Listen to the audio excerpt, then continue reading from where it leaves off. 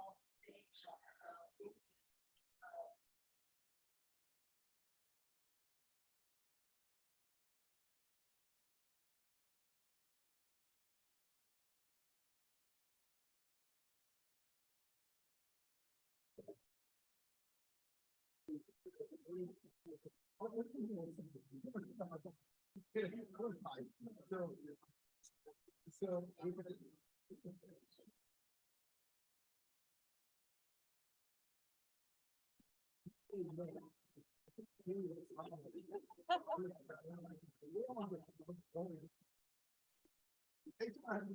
my God.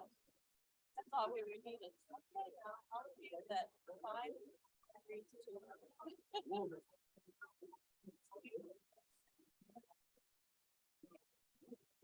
Yeah.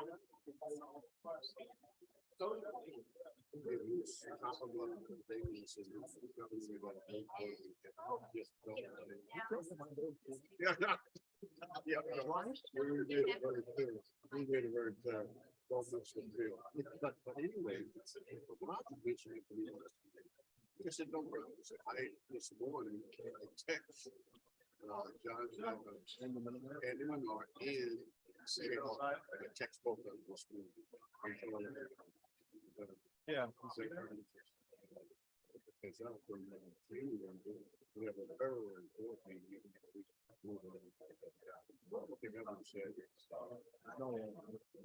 Nowhere to park. I just Dan was a little bit nervous because at one time Dan was a little bit nervous as we changed the board at one time. Okay, that's lovely. I was like, I don't. Early on,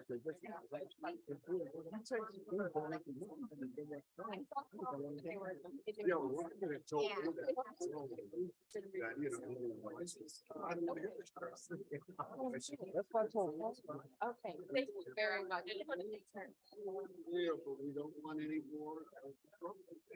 We may lose Paul. No, It's 9 o'clock. That's right.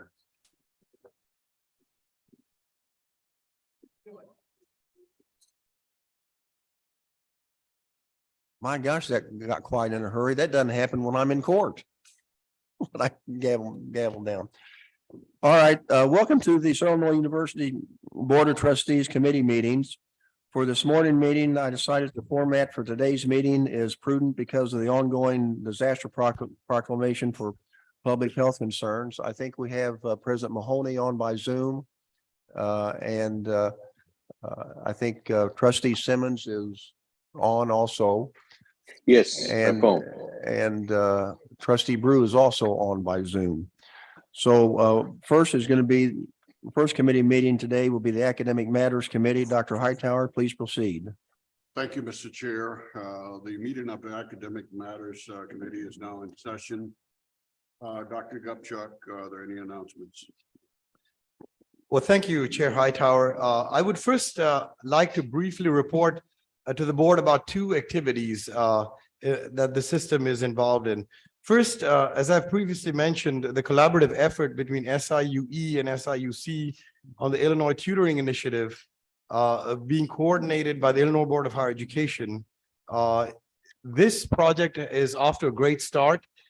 We do have Dr. Christy McIntyre here, who is a coordinator at Carbondale. I'll introduce her a little later. But related to this project, at the last IBHE board meeting, Dr. Natasha Flowers from SIUE and their partnership with the East St. Louis School District was featured as a feature presentation. So we're getting some statewide recognition. So I wanted to mention that to the board for the great job they're doing. Second, as one of 4 nationally selected systems, the SIU system has begun work in a network improvement community organized by the National Association of System Heads to develop an online course sharing infrastructure for students from SIUC and SIUE. This has been a very exciting project, and we're working in a community with the University of Hawaii system, the Texas State system, and the Montana system. We kind of joked and asked Nash if we could do site visits to Hawaii, but they didn't find that funny. But anyway, now I would like to, that's the end of my announcements, but now I would like to introduce Todd Bryson from our SIUC campus. He will provide an update on the system-wide staff leadership training program that is being organized by the System-Wide Staff Advisory Committee for the SIU system. Mr. Bryson, floor is yours. Thank you, Dr. Gutchett. Hey, hello, my name is Todd Bryson. I am the chair of the AP Staff Council here at SIU Carbondale. Thank you for the opportunity to speak today.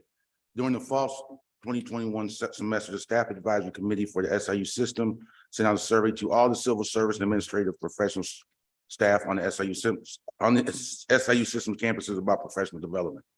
The survey consisted of about 10 questions. The demographics of the survey were 193 people from SIUE, 203 from SIUC, 275 from School of Medicine, and 15 from the other campuses. I will not go into details of the survey as you have all the information in front of you. One of the overwhelming responses from the survey is that the staff wanted leadership training. Hearing SIUE employees highly recommend the training many of them had attended conducted by Dave Heth. We reached out to Dave to see if he was interested. Luckily for us, he was. Training began this semester and has had overwhelming response from the participants. I want to thank Dr. Dugupchuk, Penny Moon, Dr. Mahoney for supporting this initiative. I know we have 3 minutes to present, so I will read a statement from Dave Heth. Dave states, I retired 24 years at SIU Finance Director. I enjoy giving back to the university by providing training I developed with other SIU leaders. In this 5-hour workshop, participants discuss in small groups the roles of skills of good leaders. Each person selects the most important leadership roles for their situation and develops a plan to accomplish them. A diverse group of 324 people have taken the first course so far, with another 178 on the waiting list. The range from office support assistant to directors from all departments on campus. I thank President, Chancellor, Staff Advisory Committee, and the board for the opportunity to continue helping succeed. Dave was not allowed to be here because he's over in the student service been conducting this training. So I just want to let you know why he was not here. First, I'm going to present to you 3 people who have taken the course, one from each campus. Keith Bircher. Keith is the director of the SIU Campus Recreations, SIUE Campus Recreation, president of the SIU Staff Senate, and also a member of the Staff Advisory Committee for the SIU system. Dawn Mobley. Dawn is joining us remotely from Springfield. She is community health worker serving the Springfield community through the SIU Family Medicine and General Internal Medicine clinics. And Lily Angel is the assistant director at the Center for English as a Second Language and a member of the AP Staff Council and the Hispanic Latino Staff Council. Good morning. As Todd mentioned, my name is Keith Becker. I want to thank Dr. Gupchuk and members of the board for this opportunity. I had the good fortune to be a part of this training almost 10 years ago when Dr. Heth was piloting this program on the Edwardsville campus. And I can say many of the topics and lessons we discussed, and just as importantly, the diverse perspectives with the colleagues in the room that I may not have otherwise had the opportunity to interact with were crucial to my development as a leader. Being able to look at situations through multiple lenses has proved valuable in my career, whether it's making a tough decision, time management, conflict management, or goal setting. As this training was rolled out more extensively with the support of President Mahoney and the backing of Chancellor Lane, Chancellor Minor, and Dean Cruz on your respective campuses, it's been very rewarding to hear some of the comments from colleagues, such as developing leadership skills of staff across multiple departments will ultimately improve the university. I found the session to be very informative, and even if I don't go into a leadership role, I took away strategies to be a better employee. I'm now more motivated to step up and look for ways to improve my work processes, which ultimately helps the students. And finally, I now know I can learn and improve my leadership skills to be that agent of change. Again, thank you for your time and commitment to providing opportunities for staff development across all campuses within the system.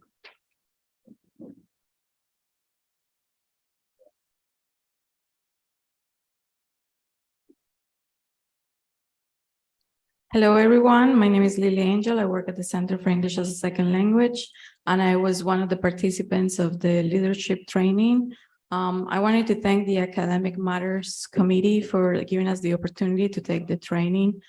Dr. Heth did an amazing job covering all of the things that are important to be a good leader.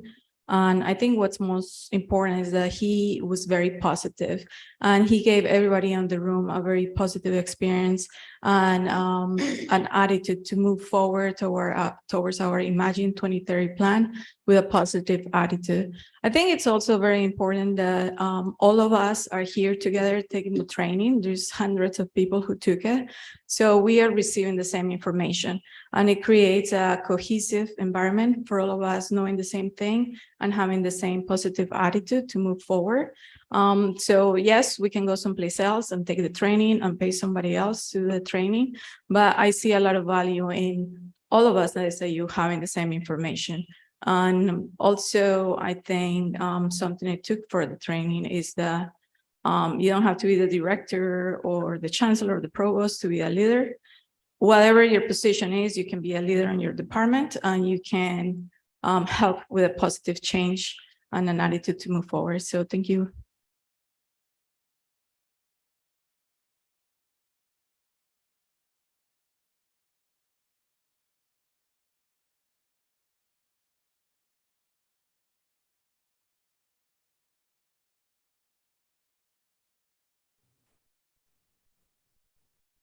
Don, you can go if you want, or if you like.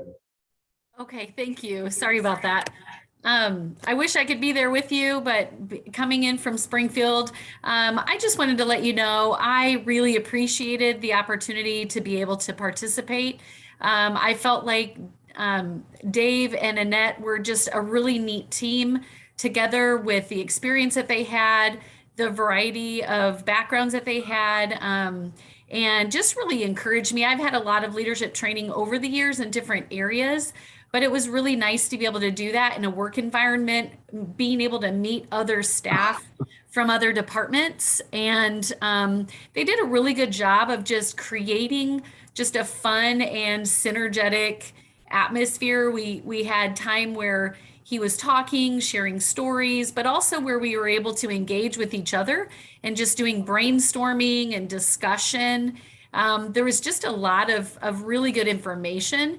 And so it wasn't a lot of new information, but it was just really good. Sometimes just being in that moment, in the job, just being able to refine and focus on the things that you can do, that everyone can do. A couple of things that I think I will take from this. They talked about informational interviewing. And I actually did this with the director in my clinic without even knowing about it. So it was just a really neat thing. But basically, it's just interviewing someone, talking to them about what they do, about the challenges in their job, and maybe if you think that you're interested in that area, just a way for you to grow from an informational kind of situation. So I was able to do that, and found out about a job that was going to be posted. This was about 3 months ago. And then I just applied for that job on Wednesday.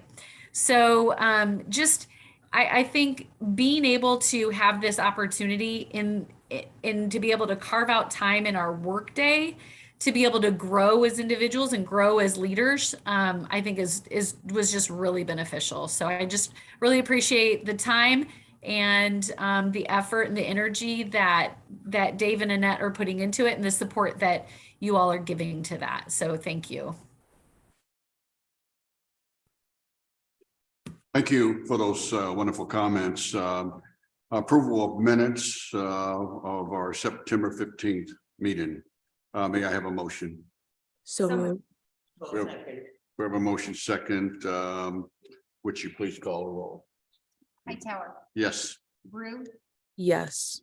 Souter, yes, Sharma. Yes. Motion passes. Dr. Gupchuck, would you continue on with the SIUC teacher education program for the love of learning, then followed by your informational item, performance report, please. Thank you, Chair Hightower. Today, Dr. Jackie Cox couldn't be here. She's not well, but we have with us today, representing the teacher education program, the director of the teacher education program, Dr. Christy McIntyre. As I mentioned, she's also involved in the Illinois Tutoring Initiative. So I will hand over to Dr. McIntyre to introduce the presentation. She has with her three students, and the three students are Olivia Meyer, Imber Milby, and Katie Mueller. And go ahead, Dr. McIntyre, the floor is yours. Wonderful. President Mahoney, Board Chair Hightower, and members of the Board of Trustees. Thank you for inviting students and faculty from the School of Education to today's board meeting. Thank you, Chancellor Lane, Provost Kamaraju, and Dean Smith for your support as well. I'm Dr. Christy McIntyre, the Director of the Teacher Education Program in the School of Education. I've been at Southern Illinois University for 20 years. I received my pin earlier this week, and I now have the coveted gold sticker, which I'm proud to have on my car at this point. So thank you for those gold stickers. I am substituting today for Dr. Jackie Cox, and she is sad that she could not be with us this morning. However, we do have our three teacher candidates that will be speaking to you today. And I just want to commend you for taking the time to have your students come and be a part of your board meetings, because this is why you do what you do every day. This is why you give and serve on this board. They're going to share with you their love of learning. And so I'm going to start. We have a PowerPoint presentation, I'm assuming is coming up.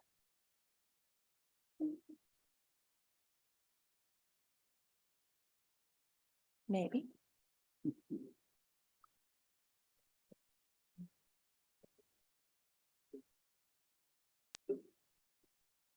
Almost. Thank you for your patience. Okay, good. So becoming an educator is a complicated endeavor.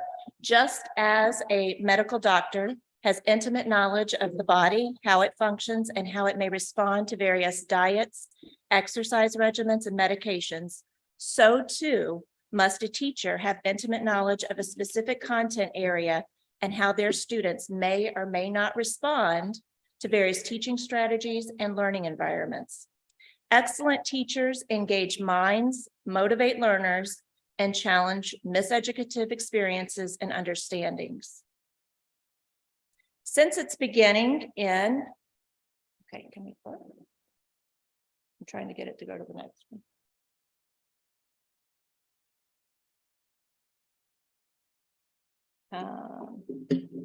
Okay. Since its beginning in 1874, Southern Illinois Normal University has prepared future educators for schools throughout our region. By 1951, the College of Education offered undergraduate and graduate degrees in elementary education, secondary education, special education, educational administration, instructional supervision, and industrial education.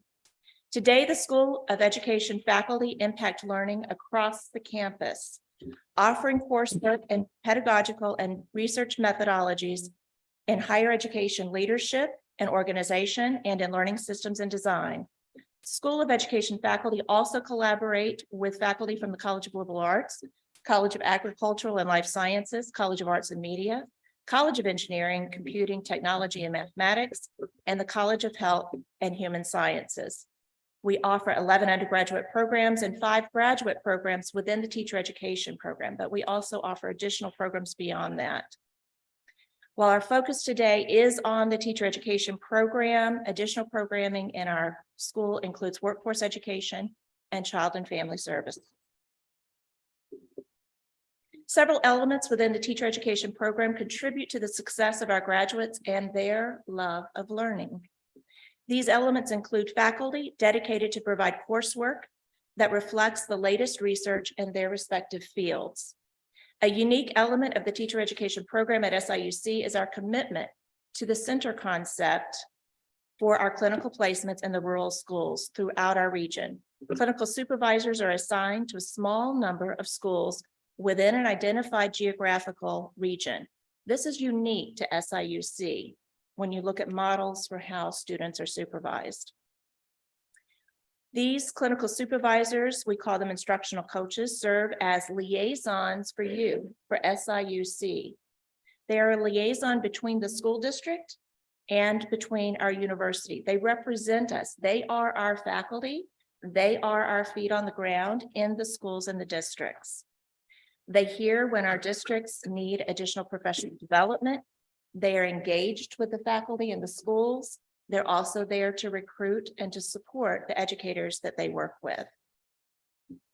The clinical supervisors also collaborate closely with classroom teachers at the schools to support the professional growth of our teacher candidates. At this time, I would like to introduce you to 3 of our teacher candidates who will share with you why they chose to pursue an education degree at Southern Illinois University. Olivia Meyer is in our teacher residency program at Carruthers Elementary School. Katie Mueller is a teacher candidate currently placed at Cobden Elementary. And Ember Milby is a teacher candidate at Ziegler Royalton Elementary School. All right. Hello, thank you so much for having me. My name is Olivia and I am from Murfreesboro, Illinois. I chose SIU for a variety of reasons. My mother worked on SIU campus all of my childhood in Morris Library. And on top of being local to the area, I felt like I grew up on SIU's campus. When considering SIU for college, one of the largest appeals to me was that through the TEP specifically, I could gain clinical experience in Southern Illinois communities that I grew up in. I have always known I wanted to be a teacher, but it wasn't until my father passed away that I truly knew there was nothing I desired more. After losing my mother, my teacher stepped up for me in a huge way. But after losing my dad in college, those same educators were there for me once again like no other. I knew then the impact of a teacher far exceeded their time in the classroom, and that's what I wanted to be for someone else. Coming to SIU, knowing I would learn from those same selfless teachers here in Southern Illinois, made SIU an obvious choice for me, and is the reason I feel so prepared to teach today. Having the opportunity to participate in this new residency program and gain so much additional classroom time, I believe truly sets SIU graduates apart from most others in the field of education. A cornerstone of the teacher education program at SIU is their commitment to intentional clinical placements, where the novice teacher candidate, like myself, can learn under the close guidance of an experienced classroom teacher and an instructional coach, like Dr. McIntyre mentioned. I've had the pleasure of having the most wonderful classroom teachers and instructional coaches during my time in the TEP. Specifically this semester, I have been placed with a mentor teacher who has over 16 years of classroom experience and has encouraged me and helped me more than I could ever ask for. The same goes for my instructional coach, as they both have set aside time to mentor me and help me not only set goals for myself as a future educator, but achieve them as well. They both have truly shaped the educator that I am becoming, and I could not have made it through this program without their extra support and guidance. They, along with all of those at SIU, have taught me to create an inclusive, welcoming, and compassionate community of learners in my classroom, and for that, I'm forever grateful.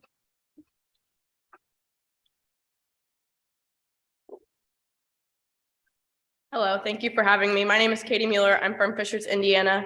I chose to come to SIU for 2 different reasons. One, my mother's an alumni from the class of 1989. And the second reason is because I wanted to pursue a minor in American Sign Language, and SIU was the only school out of 6 that I looked at that offered minor in sign language as well as studying elementary education. I came from a family of 4 grandparents who were all educators. So I grew up in a school. I grew up with teachers. It's basically all I knew as a child was you're going to become a teacher. Even at the age of 6, I had all my little animals lined up, ready to teach them. So you could say I grew up knowing that I'm a teacher. I have the most beneficial experience that has helped me become a teacher in this field is being able to go out into the clinical placements that the TEP provides for us. In the past, I have been down at Anna Jonesboro. I have been at Unity Point, and I have now at Cobden, where I will complete my student teaching next semester. In the past, Southern Illinois from around 1940 to 1971, they had 3 different sites where they would kind of place students, and that was the Southern Illinois Normal School, local rural schools, and then the Child Development Lab. Today, the TEP places over 300 students in more than 100 different clinical sites within 3 different regions, which can be seen in Mount Vernon, Carbondale, and then Grays Lake. The biggest takeaway for me in my time in the TEP and in everyone's time is community. the ability to go out into our community and form relationships and bonds speaks louder than just learning how to become a teacher. Even today, I've seen a parent of one of my students. So growing together and having that community is a lot more impactful on a student's life. And the TEP does a wonderful job of giving us those opportunities to grow a community of learners, and especially with the different placements that they place you at. Unity Point is very different than Cobden School. So having that experience with a variety of learners as well has shaped me for who I am. I would say I'm three different things as an educator. I'm a very strict educator, but I'm also very caring and compassionate and optimistic. I am that way because I believe that students need discipline and instruction, and they need to learn how to learn appropriately. But at the same time, a lot of the students around here come from hardship and very difficult home lives. So they need that educator to be that caring person who's going to give them optimism and hope to see the future and know that it's going to get better. So overall, if you take anything away from this, know that the TEP provides us so many opportunities to have community and to grow as educators. So thank you so much for having me.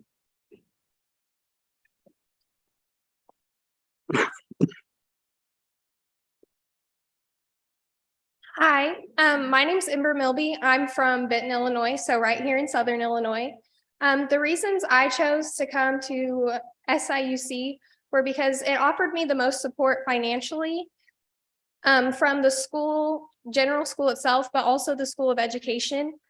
I was told by my parents that I would have to pay for school on my own. It was all on me. So when looking at my options, SIU was the right fit for me. And it was also a bonus that it was just close to my home, and I grew up in the area with the educators in the schools. I played sports, so I knew coaches on different teams and from different schools and areas. So I was just really excited to be a part of the community that I had grown up in. Sorry. Teacher candidates, social workers, and future administrators are given opportunities to grow professionally in diverse settings through the TEP. As we learn about how to address the needs of English language learners, we are placed in schools with higher populations of English language learners in order to prepare for that. For candidates whose license will span kindergarten through 12th grade, they are placed in multiple grade levels, so elementary, middle, and high school levels. This has been really beneficial for me in particular because I've been placed in multiple grade levels that will span my licensure. As an elementary education major, I'll be qualified to teach 1st through 6th grade. So my placements in 1st, 2nd, 5th, and now 3rd grade as I student teach were really beneficial. This was shown to me from going from a 5th grade classroom to a 3rd grade classroom especially. I remember one instance where in my 5th grade classroom, my cooperating teacher helped me create a visual for my students to learn order of operations. And then in my 3rd grade classroom, they were also learning order of operations, and they had a hard time confusing that you could multiply and divide reading left to right. When it came to order of operations, they always wanted to multiply first before division, no matter where it was.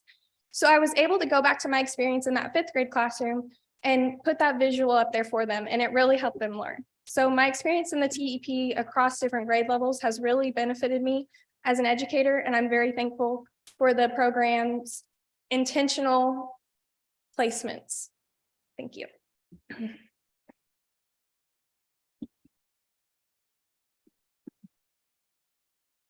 Thank you for the opportunity to speak with you today.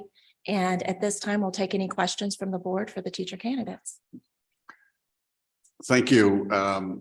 First of all, congratulations to the three of you for your decision to go into education. Let me ask each of you, left or right, what if you had a choice? Of course, you know, when you're trying to get that first job, you take anything. What grade level would you take? I think Olivia. Katie, okay. I feel like I can actually be more at that level. I can be that loving and focus them out, but at the same time, I think you need to sit down and get to work, and they understand what that means. So I think there's one thing is kind of my run. Good. I agree. Formative years in my life, and so if I can be that formative person in their lives, I would love that opportunity. The littles are adorable and cute as ever, but I think I lack a little bit of the patience required for that.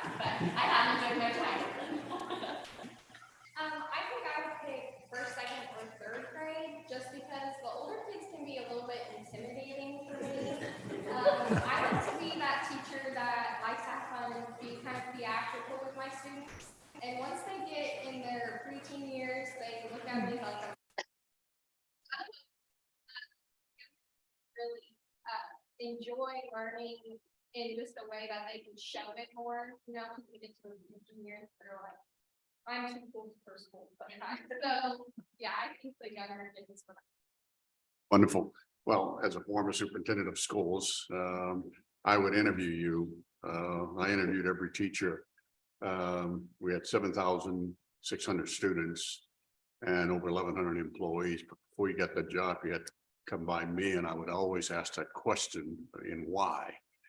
So congratulations to you, and I'm sure you're going to do great in your career. Question, Dr. McIntyre, for you. Yes, sir. With this pandemic, it's changed the whole direction of education, teaching particularly, finding teachers to go into education. How is SIU Carbondale, and if SIUE was presented, I would ask them the same question. Sure. How are you dealing with that? We're dealing with certification, shortage of teachers. How are you addressing those issues there and working with the school districts down in this area? Sure. So the first program that I'd like to mention to you that we're greatly involved in is our Educator Rising clubs within the high schools. The Southern Illinois Future Teachers Coalition was created to help develop that career pathway from high school to community college to the university. And we have a wonderful alumni from our early childhood program, Brooke May, who leads the Southern Illinois Future Teachers Coalition here in our region. She has done just a dynamic work. She had last year 9 Educator Rising clubs at 9 high schools in our region last year. And we brought to Touch of Nature 150 prospective educators from those high schools to engage in different activities for team building and community building at that time. Turn around, that was in April.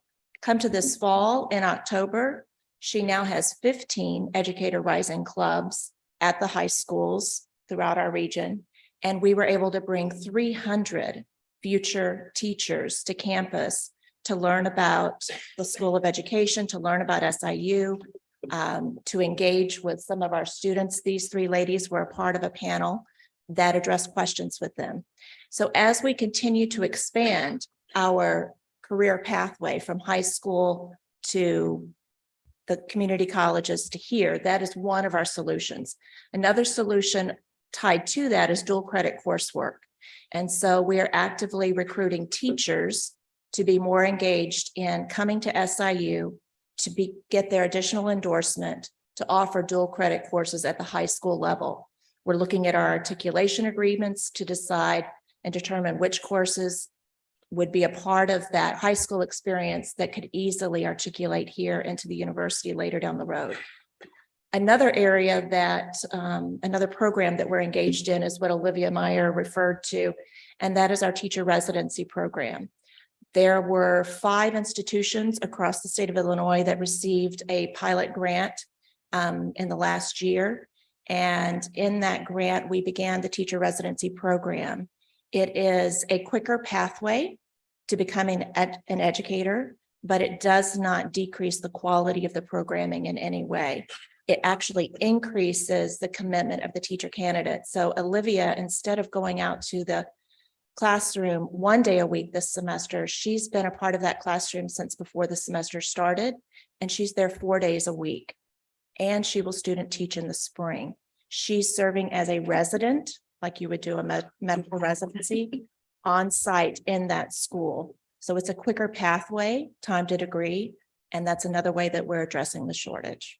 And are you working with your regional education offices on certification? And is the state really supporting with the recertification of teachers and other professions who would like to move into education to address this shortage? The Illinois State Board of Education has taken many efforts in the last 2 years to decrease the roadblocks for becoming an educator. And that's been very evident in recent legislation. One example of that would be for early childhood and elementary students. 5 years ago, we were given standards and it was very specific coursework that had to be taken. that was recently lifted in July. And it enables students to articulate additional courses into our programs, which means that once they get to us, they're not having to take additional courses. So there are things that the state board is doing to make it easier and that path smoother for people to become educators. Excellent. Questions from other members? Thank you for presenting. This is the elementary school teachers to the maximum hard work.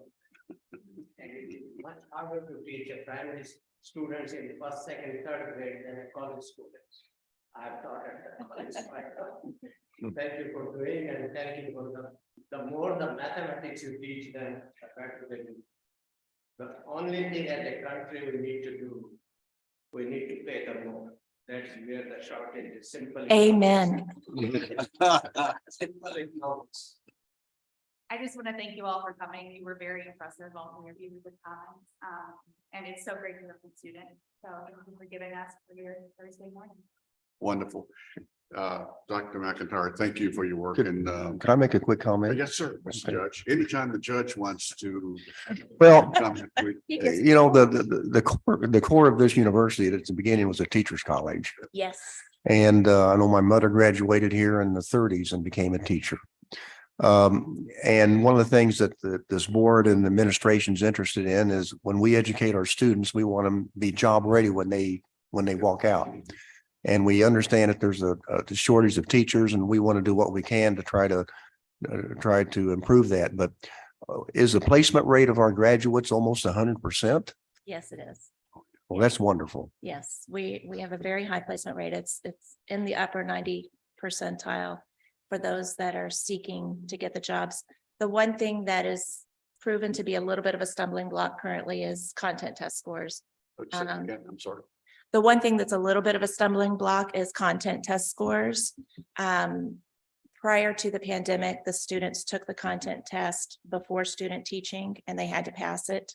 So anybody graduating then was ready to receive their professional educator license. At this time, because of the pandemic, the governor has lifted that restriction so that they can take the content test even after they graduate. And so in the next few years, as a result of that, we're going to have students who graduate that they're taking the content test removed from their coursework. And therefore, getting them to take that content test to actually get the professional educator license, it's an additional step. You've got to draw them back into that. And so, as you know, from being a superintendent, what was meant to be good is going to affect some of our. It was completion never, it had good intentions, It did, but, right. okay. Yes, sir. Good. Yeah. Thank you so much. Thank Great presentation and best of luck to you three young ladies. You'll do great. Moving on, informational report. Thank you. Thank you, Christy, Olivia, Ember, and Katie. Moving on to the performance report. Each year, the SIU system submits a performance report to the IBHE. This year's performance report should be in your packet. This year, the report involves our response to the 3 goals outlined in the new IBHE strategic plan called A Thriving Illinois. Each provost will highlight a success achieved under each of the 3 goals: equity, sustainability, and growth. Since SIUC is our host institution today, I will request Provost Cobb from SIUE to present first, followed by Dean and Provost Cruz, and then Provost Kamaraju.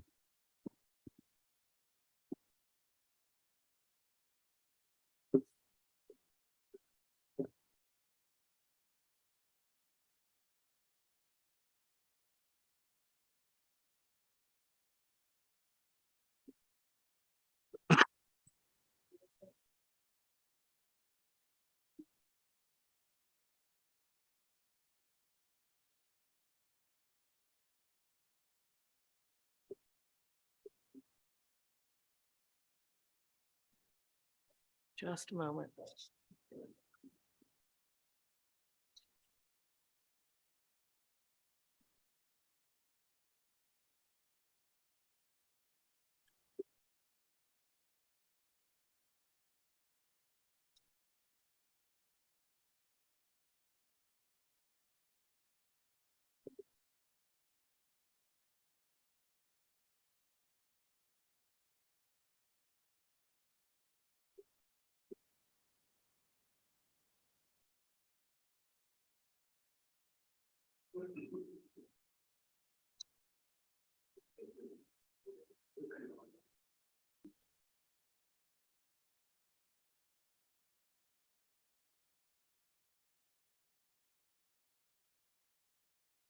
Here we go.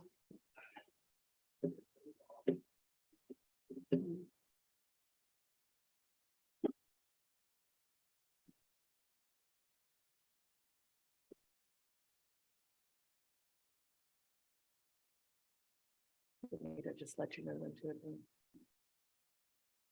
All right. Good morning, and thank you for your patience while we got the slides up and ready. So thank you for the opportunity to share highlights from SIUE's annual performance report. Please note that this brief report reflects the incredible creativity, work, and dedication of our faculty and staff members and the accomplishments of our amazing students.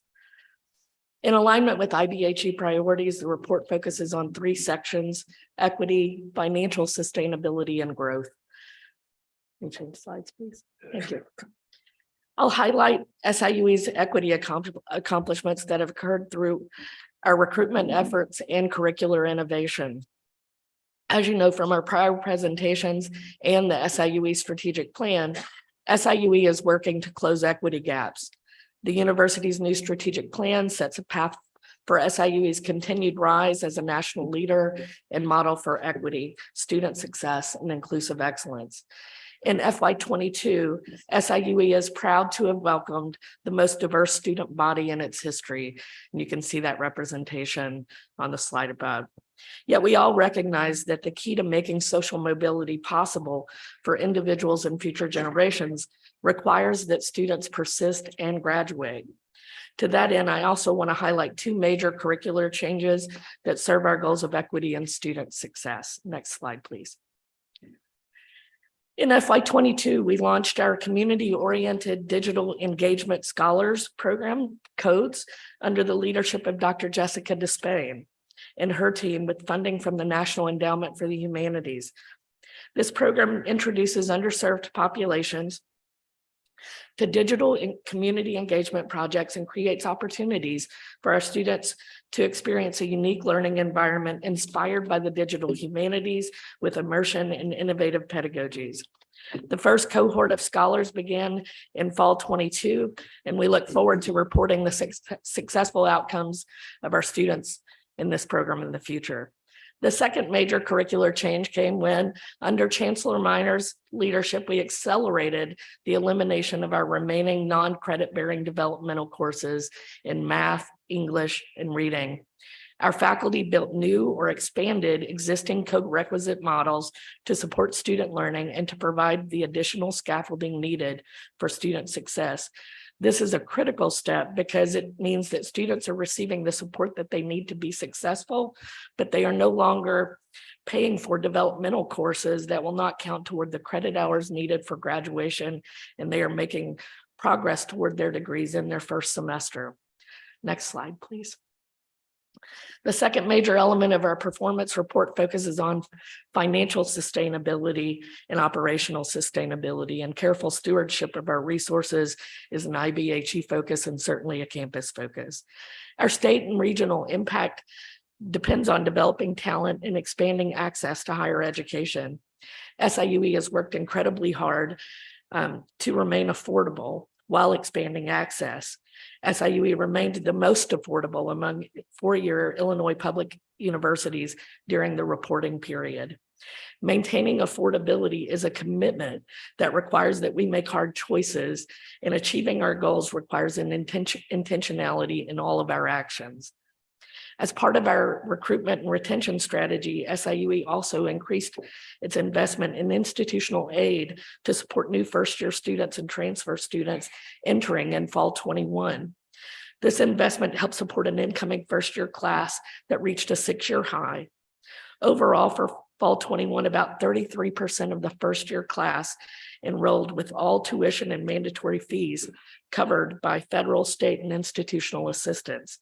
The majority of this group had tuition and mandatory fees covered by their MAP, Pell, and SIUE merit awards. 540 incoming first-year and transfer students with family incomes less than $65,375 were offered the SIUE commitment, and 247 incoming first-year students and transfer students accepted those offers and enrolled at SIUE. Imagine the impact that the SIUE commitment had for those 247 students and their families who worried about how to cover the expenses of higher education, who are now able to do so without creating future worries and future financial burdens. Importantly, the university is also working to diversify its revenue streams, including continuing to seek external grants, as well as setting ambitious goals related to fundraising. An example of these efforts includes our successful inaugural One SIUE Day of Giving campaign. SIUE exceeded its initial goal by 91%. The culminating event included more than 500 alumni, staff, faculty, and community members, and sets the stage for future success. We are confident we can continue to serve as thoughtful stewards of our resources to pursue identified goals and contribute to inclusive economic growth and development in our region and beyond. The final section of the report focuses on growth. Next slide, please. In this section, we're focused on increasing enrollment in the innovation and diversification of our programs that can facilitate growth. Landmark graduate enrollment, the largest first-year class in 6 years, increasing diversity and growing international attendance highlighted SIUE's strong fall 21 enrollment picture.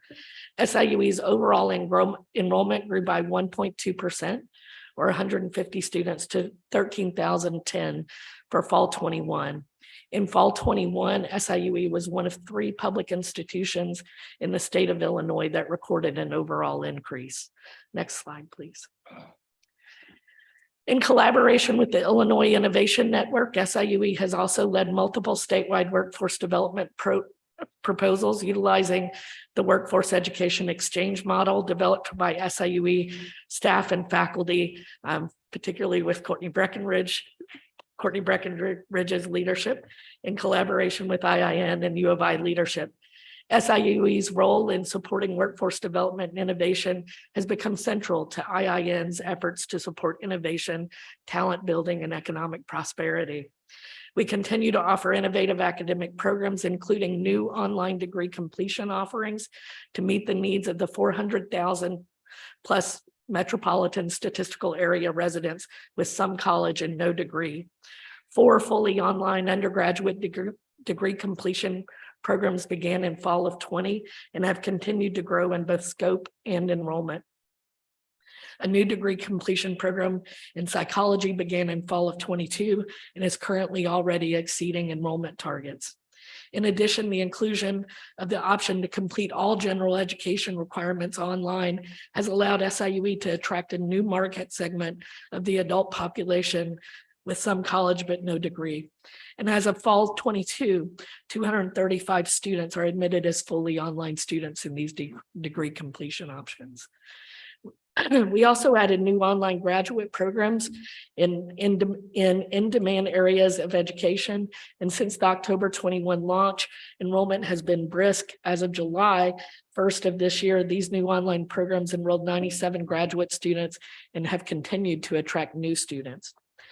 The university has also recently received approval from IBHE to offer the first interdisciplinary cybersecurity engineering bachelor's in the state.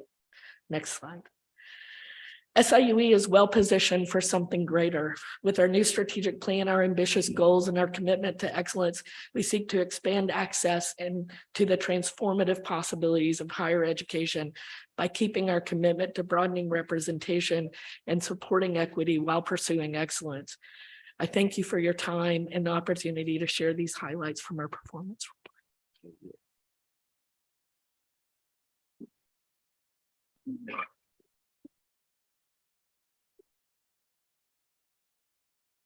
Yep. Next slide. Yeah. Thank you for this opportunity for me to present an update on our performance report. I'd like to give thanks to the major architect and writer for this report, Paul Wells, who's our director of planning and analysis for our Office of Management and Budget. Sounds governmental, doesn't it? Kind of, I'd say. Anyway, I'll focus on equity, sustainability, and growth as I take a look at 3 areas: new educational programs, what we're doing in equity, diversity, and inclusion, and then clinical programs, economic impact. So next slide. This slide, the only thing that's important for this presentation on this slide is what's on the bottom. SIU School of Medicine is one of 34 community-based MD medical schools in the United States. And that means that we don't own a hospital or health system. And it also means that we're regionally based, have degree programs in a lot of places, and depend on multiple partners. You'll hear more about that as I go through next. So new programs recently, these are our new programs. Our Lincoln Scholars Program is the program for 8 medical students a year to do most of their training around the Carbondale area. We're in our 3rd year of that. So next year those classes will be full. That's going great. Last year, we added a Doctor of Medical Science degree in our physician assistant program. That's mainly for physician assistants who want to have an academic and teaching career. The first year was a big success, 46 students. We have 55 enrolled already for the 2nd year, and there might be more. We're adding a post-baccalaureate master's degree program in biomedical science that's a little bit different than our med prep program. And this is the first year. We had 6 students enroll this year. That program has the capacity for 20. Also this year, we'll start our new umbrella graduate program for our 6 areas and programs in basic sciences, 3 in Carbondale, 3 in Springfield, and one of which actually is a collaborative with Edwardsville. And we think we'll really attract more PhD and master's students to that program. The last one, new residency and fellowship programs, we do in partnership with our sponsoring hospitals. So we provide the educational and academic programs. They provide financial, facility, philosophical, and mission support as we do these things. So new programs in hematology, oncology, cardiology, pulmonary critical care, gastroenterology, all 4 of those. Our partner for that is Memorial Health. Addiction medicine, the partnership for that is the Department of Health and Human Services. And family medicine program, the new program in Alton in its 2nd year now, is our partner is BJC Healthcare. So this is a summary then of what has happened with our new programs and what it's done to the number of people and our size. You see in the right-hand column there, this increase in these programs over the past 6 years. I won't read all of that to you, but it's pretty substantial and shows some pretty good growth. One thing that I will mention there is the med prep program. And that program has been in existence since 1974 and has been for those students who we know are going to be good doctors or dentists by interview, but they don't quite achieve the scores they need on their MCAT, the medical college admission test, to get an interview in medical school. So they spend 2 more years, many get a degree. And since that period of time, 1,687 have enrolled in that program. An astounding 1,535 have finished it, and 1,320 were accepted into medical school or dental school, 85% of the graduates, and they have performed at the same level as other matriculants into our medical school. 87% are from underrepresented groups in medicine, 62% are women. Physician graduates, they become the heart and soul of medical care in our service area. You see 3,200 graduates from medical school, 3,400 graduates who have been residency or fellowship trained, total 5,800. I'm better at math than that. 3,200 plus 3,400 equals 6,800. Actually, 800 of them have done both. So there's 5,800 unique individuals there. Next. Okay, so this is a real busy slide, and I'd like you to focus just on the main categories here. I'll mention that in 2016, we created the Office of Associate Dean for Diversity and Inclusion and named Wes McNeese as the first Associate Dean that we've had. He retired, and in 2018, Dr. Wendy Wills Elamine was named the Associate Dean for Equity, Diversity, and Inclusion. In 2019, we committed to be an anti-racist organization. And since that time, these programs have been put together mainly through direction of Dr. Elamine. So organizationally, anti-racism task force, 40 committed people across the organization with subcommittees in metrics and benchmarks, that's diversity, and for equity and inclusion, training, policy procedures, organizational analysis.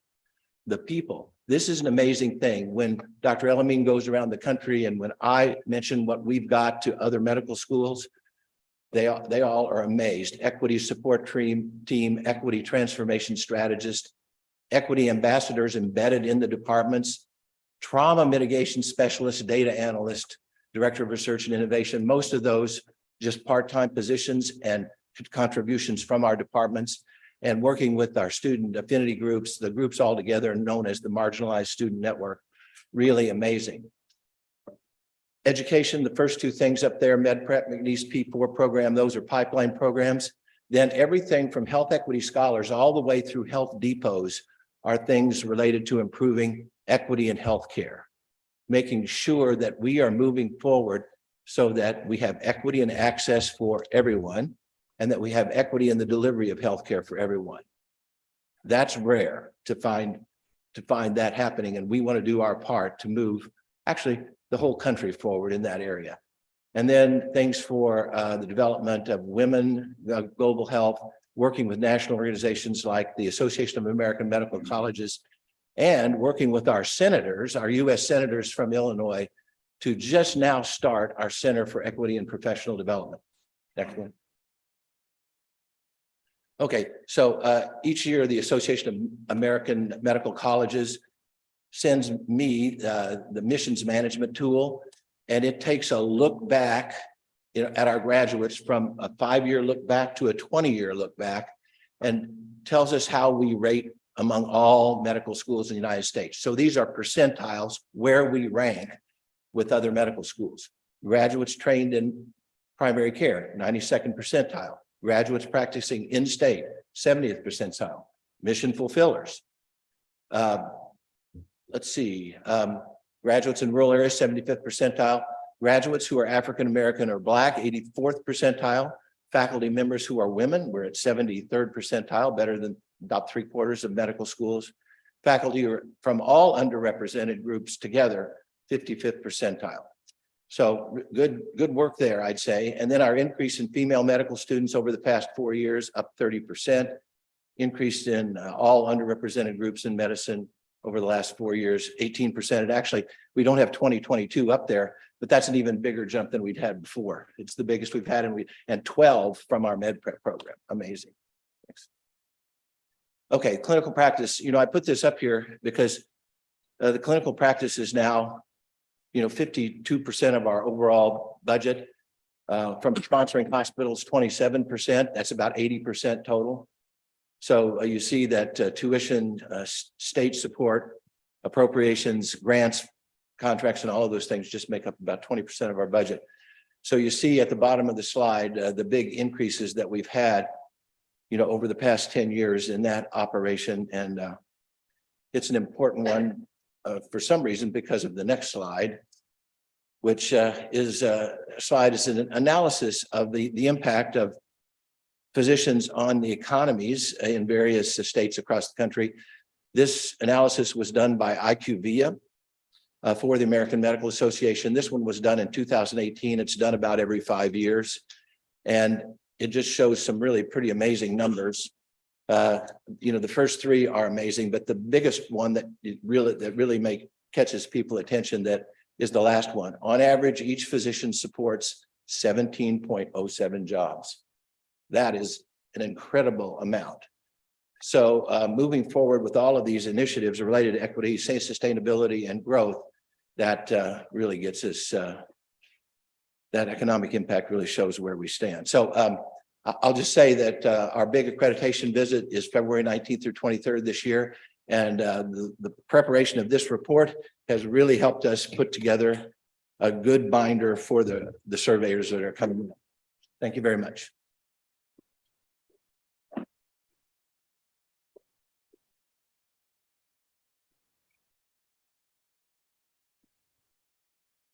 Good morning, everyone. I'm pleased to report to you the amazing work that is being done on our campus. Although there are just 5 minutes to do that, I'm going to do my best to really capture the astounding sort of accomplishments. So slide 1, yeah. So the 3 areas, as the other provosts have covered, growth, sustainability, and equity. For growth, I've really focused on how we have tried to just increase the number of students on our campus. This has been a battle that we have been fighting for a long time, along with the other 4,000 universities and colleges in the country, as we address the challenges faced by higher education to answer the question, why should anyone get a college degree? What is the value of a college degree? So we are answering that question, and in answering that question, we're able to increase our numbers. It's not just why should we have a college degree, but who should be a student? So looking beyond a traditional high school student, because that sliver of the United States population, 17 to 24-year-olds, is rapidly declining. So we have to answer the question, who's going to be a student, by looking beyond the traditional high school student and looking at adult learners. So as we have answered those questions, what I presented to you is some data, but more important than the data is the interpretation of these data. So in fall 2018, when we looked at our enrollment, we were at a 12% decline. Now that was very disheartening, but we said, okay, that is our problem. We're going to fix it. And that's what we have been working on. And I'm pleased to share that even though these numbers represent declines, if you see the direction, it shows you how we have been improving. The next year, we were at 9% decline, then 3%, then 0.9%. So this is indicating that we are stemming that sort of bleeding that we have had on our campus. And now we have turned a really large ship like SIU Carbondale in a positive direction. And that's where we are heading. The lower part of the slide highlights the minute, careful monitoring that we're doing, not only at the university level, but at the college and the program level. So what I've highlighted here is what really is helping these data to emerge this way is the philosophy and the attitude that all hands are on deck. This is not just something that admissions is handling. Everybody on campus, the faculty, the staff, even the students are helping us address our enrollment issues and helping us grow the number of students on our campus. Next slide, please. So I wanted to focus in on one thing in particular that is very encouraging for us, because as our numbers were earlier on in previous years, as it declined, it made us feel like we don't know how to solve this problem. But if you look at this slide, it is very encouraging for us to realize that we know what that secret sauce is. We know how to solve our problem. So right here, you're seeing how we have been able to increase our first year full-time students. In a very positive direction, we are able to attract more students. So the number of applications have gone up, the number of admits have gone up, and now we are focusing on yielding these students. And as you can see, the numbers, they're increasing. We are ambitious. We hope that these numbers will continue to increase, contributing to our overall enrollment. The next slide, please. So the next question that we are answering is, all right, we're able to attract new students and bring them to our campus. What are we doing to keep them here? How are we going to sustain this growth? And we are very intentional in retaining every single student that we bring onto our campus. So when we talk about retention, we're talking about how many of our first year students in one particular fall come back the following fall. And we've been very intentional about it. If you look at the data, about 15 years ago, about 10 years ago, we have increased by 15% where we were 10 years ago. And we have increased by 5% where we were 5 years ago. Now, this has not just happened by chance. It has been very, very intentional. We said, okay, we have to put in many things in place to make this happen. So the next slide sort of reveals a story. So we do participate in what are called high impact practices. And these are not things that just we are doing. These are things that have been identified nationally, that this is what universities need to do if you want to retain your students.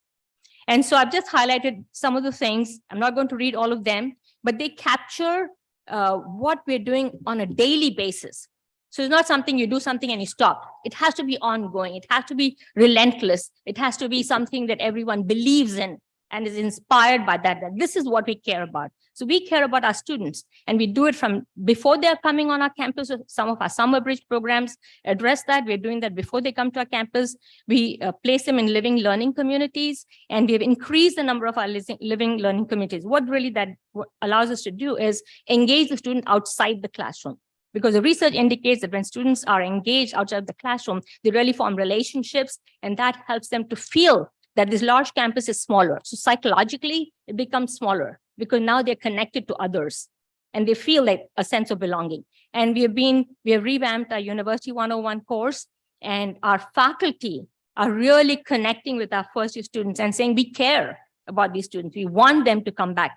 And the faculty themselves are learning about all the resources that we have on our campus that we offer our students. So it has been very educational for our faculty, staff, and the students together to participate in this effort and to create that sense of community and the sense of belonging so that the students want to come back. So that's some of the things that we've been doing. We've also been leveraging technology, our EAB Navigate platform, so that we are collaborating. So academic affairs is also collaborating with student affairs, with enrollment management. So we're all working on the same goal. We have weekly enrollment management meeting that allows us all to come together and share best practices so that everyone knows that others can use those things, and we identify bottlenecks and try to reduce barriers for our student success.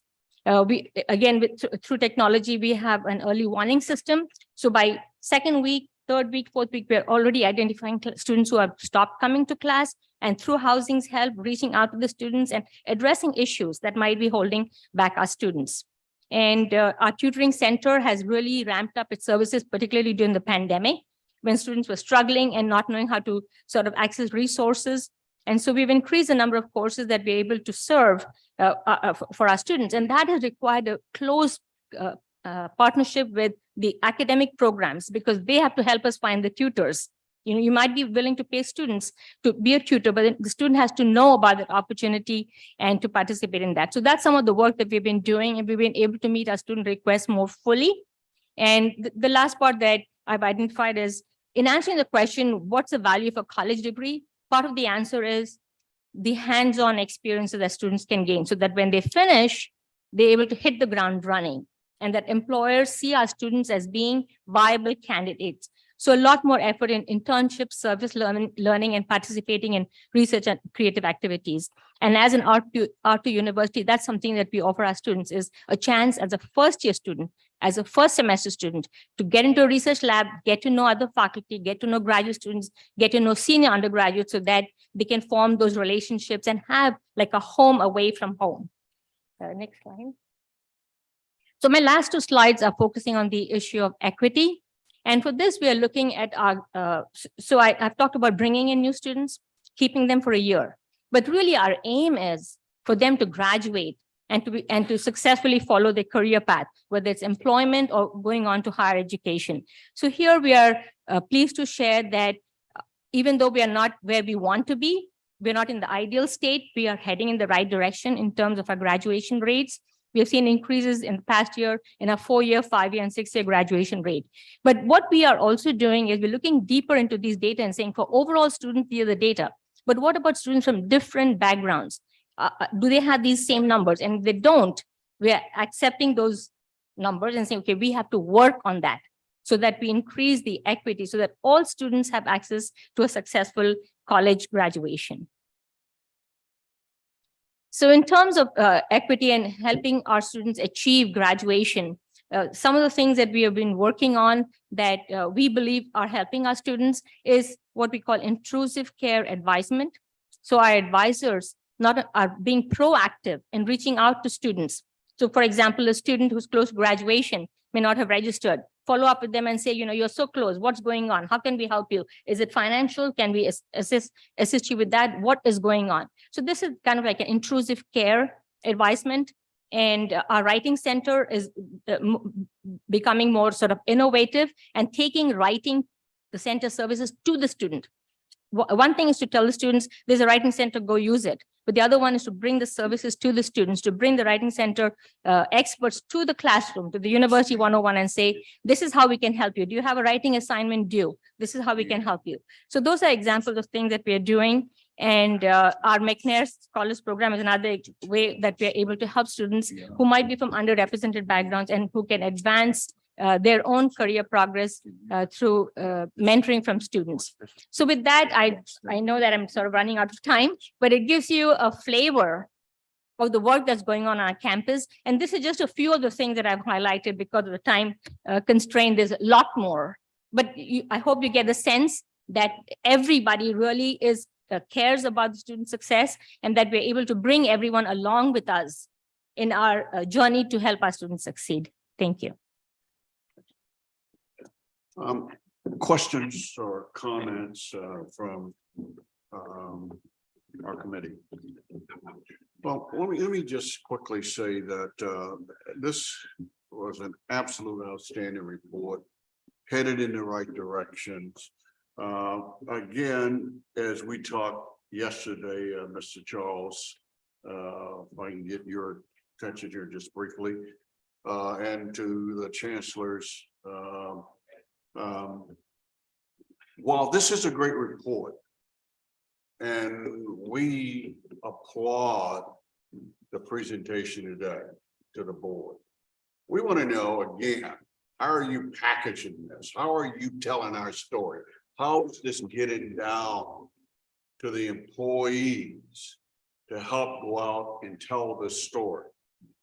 You know, it's not enough that you come here and impress us.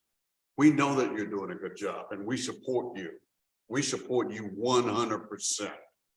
But we want this story told to our employees, to our stakeholders, so that again, when we are asking them for support, they've heard the story. Now we can go and ask for the ask. I know I shouldn't say that, ask for the ask. This is where we want to get to. Other comments from any of the board members? Well, I would like to follow up on Dr. Hightower and you know, these presentations just to the board, you want to know, we need to get this information outside this room. Not only for the internal stakeholders, but for the external stakeholders that support this university, because they need to know the wonderful work that is happening on the Edwardsville campus, the Carbondale campus, and the medical school. I mean, this is outstanding, but a lot of people don't know about this. And so again, John Charles, this might be something that you might want to work on. That we need to get this information outside just this room.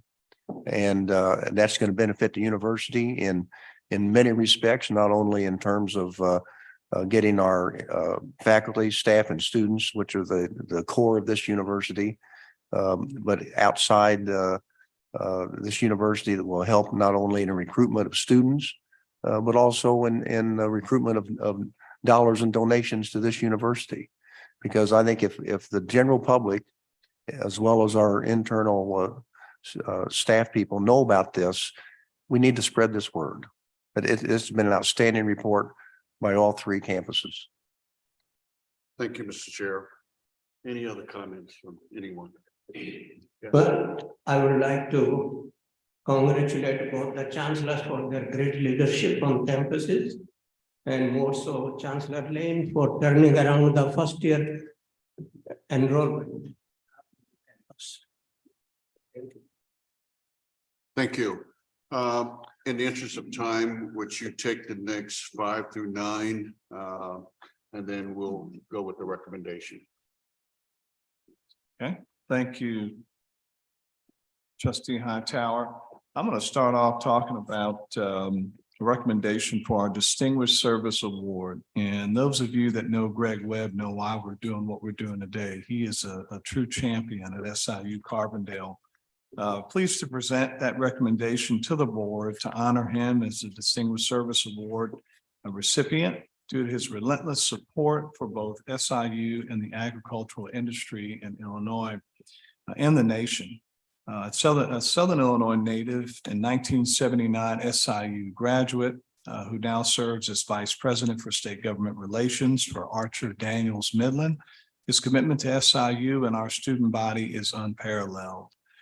Greg has been he's been active with the Future Farmers of America. He has served on the SIU Foundation or serves on the SIU Foundation Board of Directors. Currently is the chairman of the powerful Illinois Manufacturers Association. Greg, when I arrived here a couple of years ago, was one of the first individuals that reached out to me and really talked about the importance of recruiting here in the Southern Illinois region, especially for our students that were interested in agriculture. So really hats off to him with that effort. Our next Distinguished Service Award person we're recommending is Tamara L. Holmes. She's a Chicago native. Tamara graduated SIU in 2000. In the last 2 decades, she's established herself as a leader in the aviation industry, where she now serves as president and CEO of Airstar Consulting Corporation. 2016, she opened the Aerostart Aviation Institute, focused on encouraging students from underserved and underrepresented communities to consider careers in aviation and other STEM-focused areas. She received the Spirit of Flight Award from the Illinois Aviation Hall of Fame and was appointed to the Youth in Aviation Task Force for the FAA in 2020. Our next person here is John O'Neill for the honorary degree, a recommendation for the honorary degree. Mr. O'Neill passed away in 2019. He was a 1962 SIU graduate and was a noted champion of the theater and the arts, who left an important legacy in the civil rights movement through his work. The New York Times obituary for Mr. O'Neill said he co-founded a groundbreaking troupe that brought theater to Black audiences in the South during the civil rights era. Is more than 50 years earlier, the New York Times wrote a profile story on Mr. O'Neill, sharing that his approach wasn't merely to expose Black audiences to theater, it was also to get them thinking of their own stories.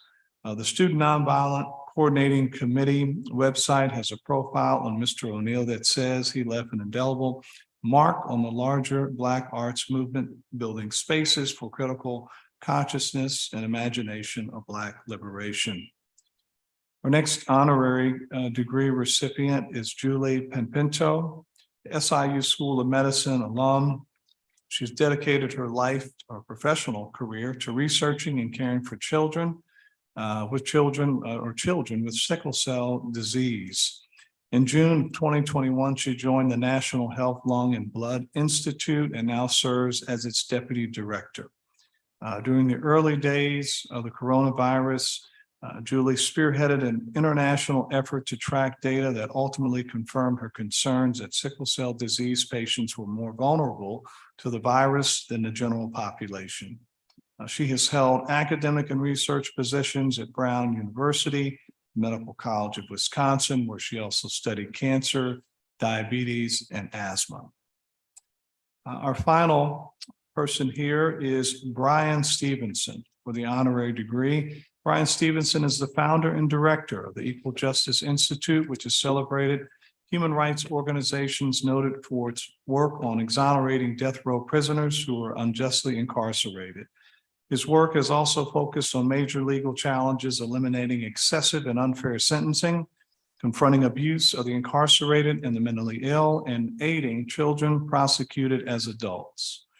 He has argued and won multiple cases in front of the United States Supreme Court, and he and his team have won reversals of relief and release from prison for more than 135 wrongly condemned prisoners on death row. Mr. Stevenson's book, Just Mercy, was heralded by the Time magazine and was adapted into a major motion picture.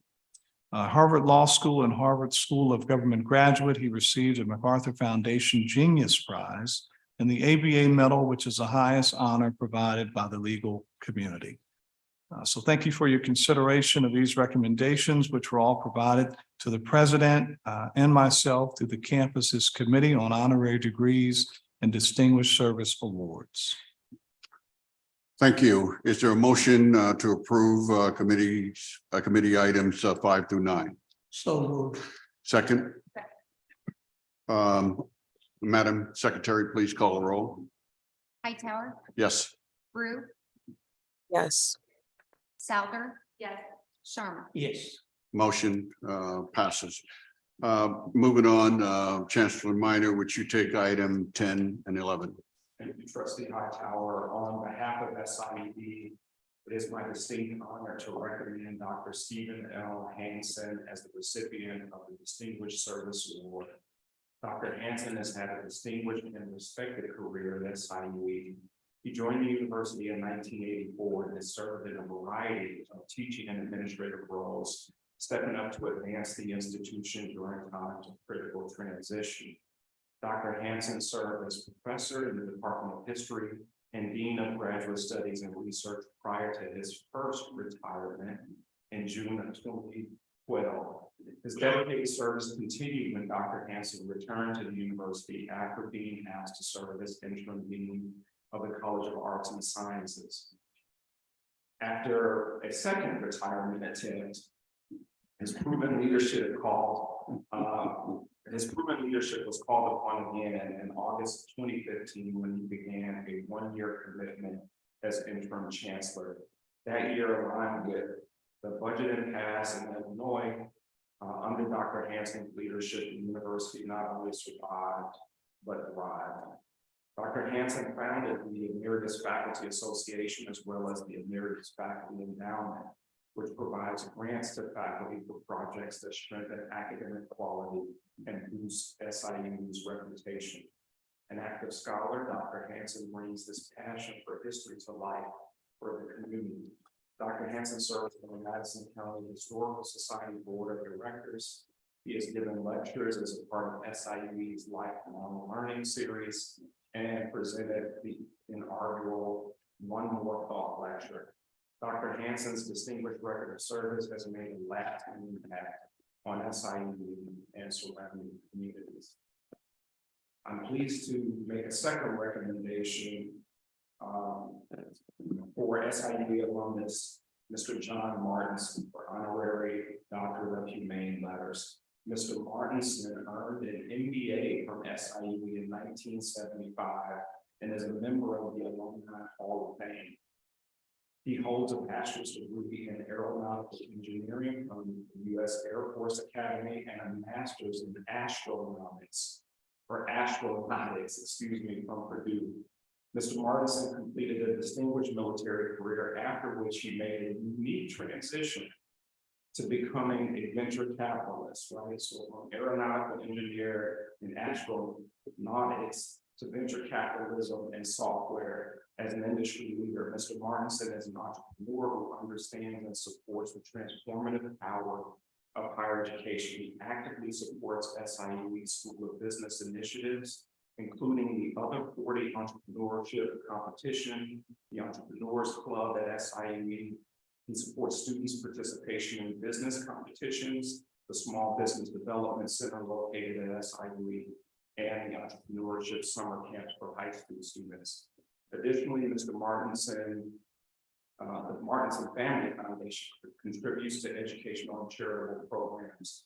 We're extremely proud to call Mr. Martinson an alumnus of SIU. Allow me to publicly extend our sincere appreciation for his support of SIU and our educational mission through his honorary degree to be awarded May 2023. Thank you for your consideration. Thank you. Is there a motion to approve committee items 10 and 11? So moved. So second. We have a second. Madam Secretary, please call the roll. Hightower, Yes. Brew, Yes. Souter. Yes. Sharma. Yes. Motion passes.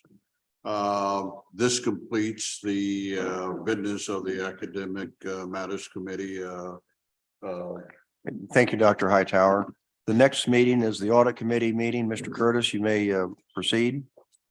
Meeting of the Audit Committee is now in session. The first item on the agenda is approval of the minutes. The meeting was held on July 21st, 1922.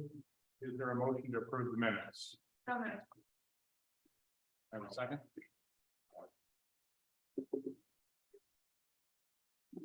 I will second. Madam Secretary, please perform the roll call. Curtis, Yes. Brew, Yes. Souter. Yes. The item is approved. Item 2 is a presentation of the annual activity report of the Office of Internal Audit Compliance and Ethics by Kim Labonte, Executive Director of Audits. Kim. Thank you. Good morning, everyone. It's my pleasure to present this morning. So we hold meetings of the audit committee a couple of times a year for me to update you on the various operations of the Office of Internal Audit Compliance and Ethics. The purpose of today's meeting is to present to you the fiscal year 22 annual activity report, which was provided to the president and members of the audit committee on September 20th.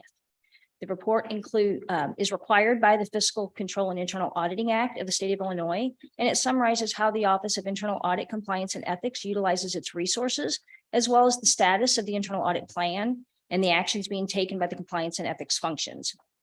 I will keep this brief, and I will just share with you a few highlights from that report. We've been successful in filling a couple of auditor vacancies, and we are once again operating at full staffing levels with 10 professional staff and 1 office manager. Our office continues to operate on an annual budget of $739,000, with 90% of that dedicated to staff salaries. Approximately 7% of our annual budget is used by the ethics officer in the administration of the mandated annual ethics training. In fiscal year 22, the ethics officer coordinated this training for over 10,400 employees. Annually, I review the audit plan and I adjust it based on identified risk. Ultimately, 27 audits were planned for fiscal years 22 and 23. Our audit staff issued 8 reports to management, which contained 23 new observations with recommendations for improvement. Following the most recent audit risk assessment process, 34 audits are now included on the audit plan for fiscal years 23 and 24. We also worked with campus management to close 59% of the open recommendations that had been issued in previous years, and that's up from 33% in fiscal year 21. We solicit feedback from campus departments at the end of every audit issued, and this year we scored a 3.56 on a 4-point scale for service satisfaction.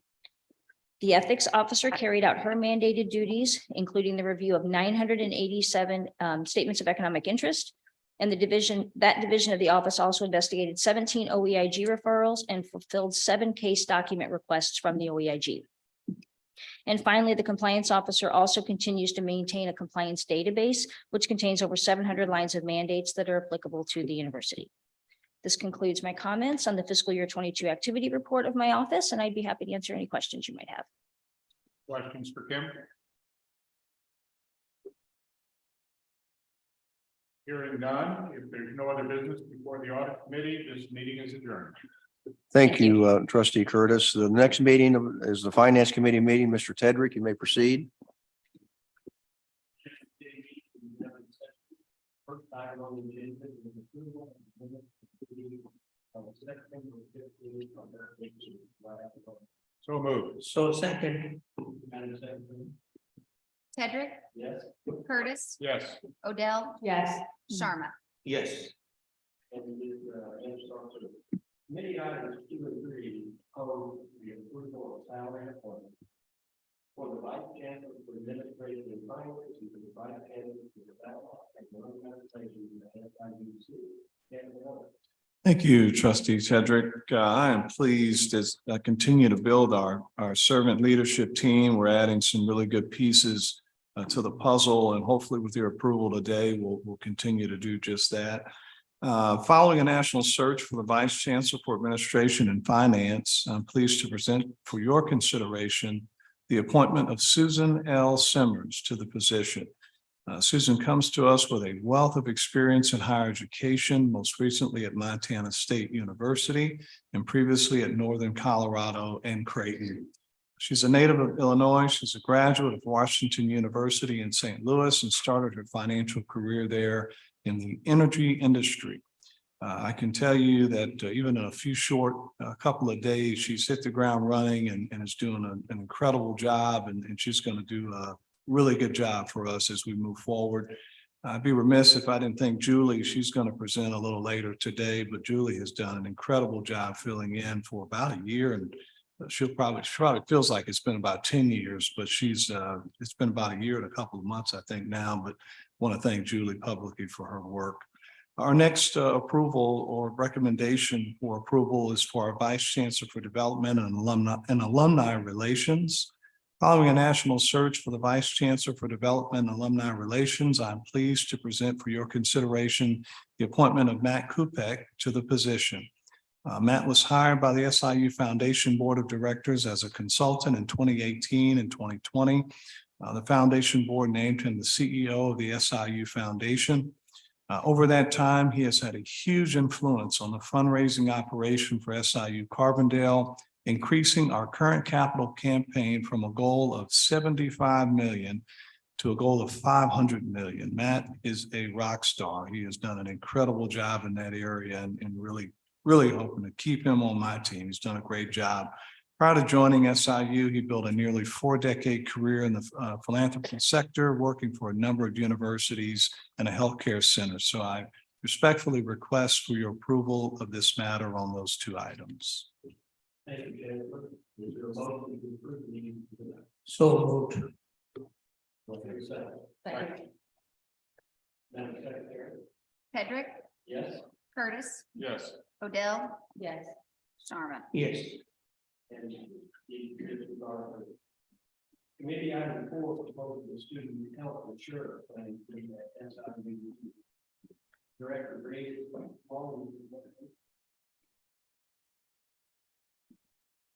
Thank you, Mr. Chairman and members of the Finance Committee. I'm grateful for the opportunity to speak with you today about the proposed fee for a student health insurance plan at SIUE. My name's Rhianne Greenwalt, and I'm the Director of Health Service at SIUE. The matter before you today seeks to establish a fee to meet the requirement that each full-time student enrolled in at least one on-campus course and each enrolled international student maintain continuous health insurance coverage throughout the duration of their course enrollment. SIUE is the only public university in the state that does not require healthcare coverage for students, which will be rectified with the approval of the board matter. Each year, we have students whose college aspirations are derailed due to insurmountable financial burden from emerging healthcare costs. I'd like to share a couple of recent experiences from our students. I received a call from a parent whose student had been in a car accident. The student was no longer covered under the family health insurance plan because the family believed that the student had coverage at the university. Unfortunately, that student did not enroll in our voluntary plan that had been offered and was devastated to find out that their student had no longer had insurance.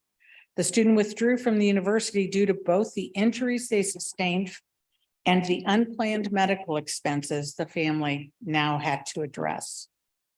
Over the last semester, I visited many student leaders to discuss this proposal. During one of those visits, a student on the club sports ice hockey team shared with me that he had suffered an injury during a game that required extensive medical care outside of our office that included specialist visits and physical therapy. The student expressed how difficult it had been for him to balance his academic priorities, club sports participation, with his need to work more to make more money just to meet the minimum payments on his medical bills, as well as his educational expenses. I shared just a few examples, and these are not convenient antidotes. They're real SIUE students. They highlight how quickly the mountain of medical debt can suffocate our students when quality health insurance is not easily accessible to them. The basics of the plan is that students will be automatically enrolled in the university-approved plan following registration for classes, and the fee will be applied to their student account. The plan is a gold level ACA, Affordable Care Act health plan that also will include a 24/7 mental health access for those enrolled. This fee is included in the cost of attendance. All elements of the cost of attendance are financial aid eligible. SIUE students may waive or opt out of the plan by providing proof of being actively enrolled in a comparable plan. We believe that approximately 20% of our students will be included in the plan for being uninsured or underinsured as vulnerable students. The proposed fee with the coverage provided by an IPEC vendor will be assessed to students as a one-time charge of $1,000 in the fall for a 5-month period and $1,400 for spring summer, a 7-month period at an average cost of $200 per month. While the university understands that this fee adds to the overall cost of attendance, we believe that requiring medical coverage for all students provides them quality healthcare service while enrolled and some assurance that a medical emergency will not create an insurmountable financial burden. In closing, an unexpected medical condition or an emergency can be scary and challenging for our students and their families to navigate. We believe that establishing this program at SIUE is an important step in protecting the safety and well-being of our uninsured and underinsured students and providing them the opportunity for them to continue on their path toward graduation. Thank you for your consideration. Thank you, Rhiannon. Does anybody have any comments or questions? Question I would have is, and I'm very supportive of this, what are we doing with the rest of the university system? I'm sorry. I know you're speaking for Edwardsville, what are you doing in Carbondale, Springfield, and the rest of the system? So Carbondale already has a mandatory health plan for the students. I would assume most allied health students are mandated to carry insurance, especially medical students. Thank you. Do I have a motion to accept? So moved. Second. Second. Second. Madam Secretary? Tedrick, Yes. Curtis, Yes. Odell. Yes. Sharma. Yes. And the motion passes. Thank you so much. Committee item 5, vote the allocation of state appropriation. President Mahoney. Yeah, thank you, Trustee Tedrick. As you all know, back in 2019, the board decided to, for a 3-year period, split the state appropriations between Edwardsville and Carbondale after the allocations to the system and the School of Medicine 50-50. At the time, the thought was we would develop a new model for the SIU system within that 3-year period. However, subsequent to that, the state established the Commission on Equitable Public University Funding, which is going to establish a new funding model for Illinois public higher education institutions. That commission will make a recommendation. Ultimately, the legislature will pass something probably sometime in the next few years. So given that change, it really makes no sense for us to develop an entirely different model that would probably only last for a year or two before that new model goes into place. And certainly it would not be advisable to do something different than what the legislature is asking us to do as far as allocations of funding. So to deal with the fact that we have right now a 3-year period, but it's likely going to be 4 or 5 years, this resolution basically extends the 50-50 split between the campuses until such time as the legislature develops a new model for Illinois public higher education institutions. Do you think that it'll be a couple of years before that plan is passed? Yeah, so the commission was set up to do its work in 3 years, and we're in year 2. And then you have to think about the fact once that the commission gives their report to the legislature, that will then take some time for the legislature to take our recommendations and determine what's going to go forward. So I think we're probably still, I would say, reasonably a couple years away from a new model. So again, this extension may be for year 2, 3 years, possibly, probably at the longest.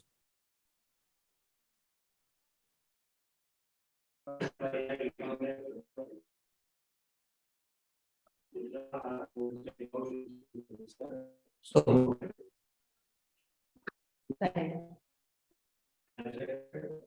Tedrick, Curtis. Yes. Odell. Yes. Sharma. Yes.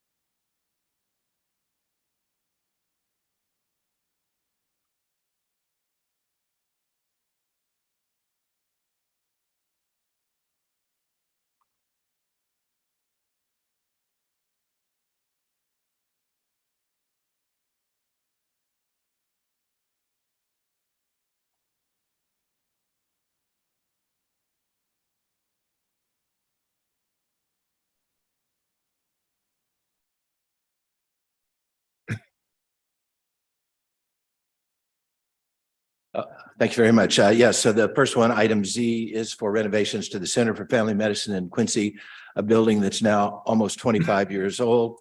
Renovations, 10,300 square feet, much of it for clinical care. The funding for this will come from a grant from the Department of Health and Human Services to the Federally Qualified Health Center, from non-appropriated funds to the School of Medicine, and appropriate financial considerations from Blessing Hospital. 1.9 million for general contracting to Core Construction in Peoria. Total cost approximately 2.6 million. That's Z. Double A is for renovations to Medical Instructional Facility, which is our main medical school building, 801 North Rutledge, which is now 50 years old, for renovation of 6,400 square feet on the first floor, 3,500 for renovation of 2 auditoriums on the second floor. These costs that are listed here include architectural and engineering fees. Once again, approximately 1.6 million to Core Construction Peoria for general contracting. Total cost approximately 2.2 million. Thank you. Anybody have any questions? If not, I give the motion to approve. So second, Madam Secretary. Hedrick. Yes. Curtis. Yes. Odell. Yes. Sharma. Yes. Thank you. And we are. Now we're through. Okay. Mr. Simmons. Sure, Mr. Chair. Architect and Design Committee is now in session. First item on the agenda is approval of the minutes of September 15th. Is there a motion to approve the minutes? Second? Second. Okay, thank you. Madam Secretary, please call the roll. Simmons. Yes. Curtis. Yes. Odell. Yes. Hedrick. Yes. Thank you. Motion is passed. Committee items 2 through 5 are planning approvals and a project and budget approval for the Carbondale campus. Ms. McReynolds, will you speak to these items? Thank you, Mr. Chair. 3 of these matters seek planning approval for the Carbondale campus. All 3 projects are in line with the sustainability pillar of the Imagine 2030 strategic plan. The first project is for a solar plant and electric vehicle charging infrastructure, and will focus on the design, construction, and procurement of that infrastructure.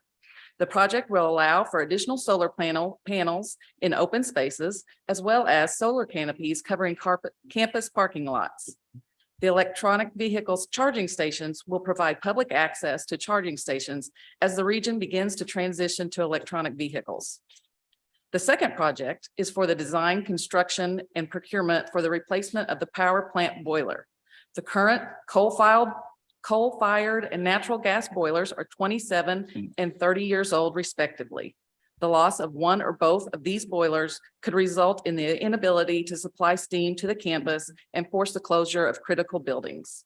The installation of 2 gas-fired boilers will improve reliability that is critical to the steam delivery system and allow the university to diversify steam production in a more efficient manner. The third project is for the design and construction of a new electric chiller plant. The university operates 2 50-year-old steam-driven chillers, one housed in communications and the other in Neckars.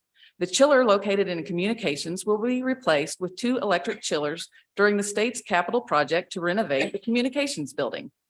This project will focus on a new chiller plant located near the Neckars building in order to utilize the pre-existing distribution infrastructure. A machine failure during the cooling season could have the potential to close buildings and possibly disrupt research being conducted on campus. The final project is a fire alarm system replacement, and it seeks approval and budget approval for the replacement of its existing fire alarm system in Schneider Hall, a residential facility. The existing fire alarm system was installed during the summer of 2006. It is anticipated that this construction will begin in May 2023 and be achieved over the course of the summer. The cost for this project is estimated at $1.5 million. Thank you for your consideration of these requests. Thank you, Ms. McReynolds. Is there a motion to approve committee items 2 through 5? Second? Second. I'll second. Madam Secretary, could you please perform a roll call? Simmons. Yes. Curtis. Yes. Odell. Yes. Hedrick. Yes. Thank you. The item's been approved. Committee item 6 is project approval for the construction and naming of the SIU Credit Union Event Center at Touch of Nature on the Carbondale campus. Mr. Kupek, will you speak to this item? Thank you, trustee Simmons. I get to follow Julie's exciting buildings of a chiller and a spa, what a kind of thing. But we want to ask your consideration of a great new event center. In front of you have the construction plans. This is part of the great renovation of Touch of Nature. We're going to bring 150,000 people to this community, and this is just the start. So, and for this building, we received a very generous donation of $500,000 from the SIU Credit Union, which covers the entire cost. And we'd like you to consider the naming of this event center, the SIU Credit Union Event Center at Touch of Nature. Thank you. Thank you, Mr. Kupek. Is there a motion to approve item 6? So. Second. Okay, it's been moved and seconded. Madam Secretary, could you call the roll? Simmons, Yes. Curtis, Yes. Odell. Yes. Tedrick. Yes. Motion passes. And Mr. Chair, there's no other business before the Architect Design Committee, and we are adjourned. Okay, thank you, Mr. Simmons. That concludes the committee meeting. Today, we're going to begin the full board meeting in approximately 10 minutes. Stand in recess for 10 minutes. I just got a text from Andy and from Jay Hoffman. And they both said they're going to these guys right Good. away. John wants back on. He wants to stay on about the John does. Simmons. And he asked, Well, you got it, brother. You must Joe Rodney. yeah. I will. Just got the text from Jay and.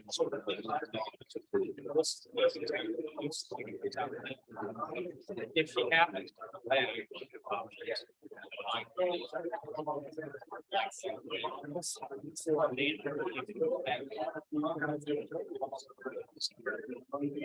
He does. It's a different fun. Yeah, that's it.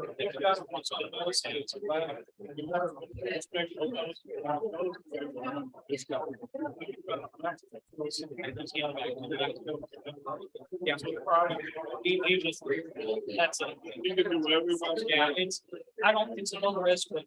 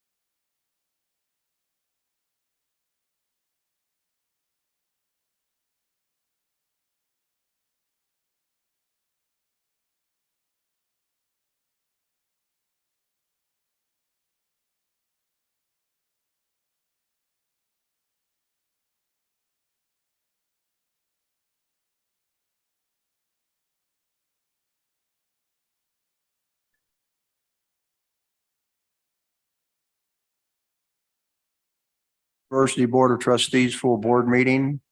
I will call this meeting to order. Madam Secretary, please call the roll. Drew, Present. Curtis, Present. Gilbert, Present. Hightower, Present. Odell, Salver, President, Sharma, Present. Simmons, Present. Tedrick. Okay, quorum has been established. The next item of business is approval of the minutes of the meeting of the board held September 14th and 15th, 2022. Is there a motion to approve these minutes? So second. It's been moved and seconded. Ms. Heath, please call the roll. Drew, Yes. Curtis, Yes. Gilbert, Yes. Hightower. Yes. Odell. Yes. Salver. Yes. Sharma. Yes. Simmons, Yes. Tedrick. Yes. Okay, the minutes have been approved. I will report that in yesterday's executive session, the board approved the release of executive session excerpts for the period July 2022 through September 2022. And those will be available for public inspection on the board website tomorrow. Are there any other? I don't think there's any other trustee reports. Now we go to the committee reports. The next committee report, I will report that the executive committee has not met between board meetings. Now we go to the executive officer's report. President Mahoney. Yeah, thank you, Chair Gilbert. We're going to start with an update on the strategic plan, and Courtney Breckenridge, the research fellow who's really overseeing and helping us with the implementation of the strategic plan, will present that. So I'll turn it over right now to Courtney.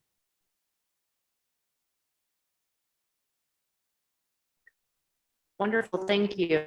And President Mahoney, just to confirm about 7 to 10.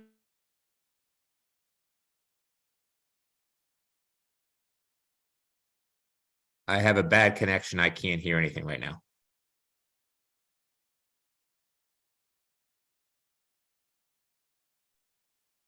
Yeah, I cannot either.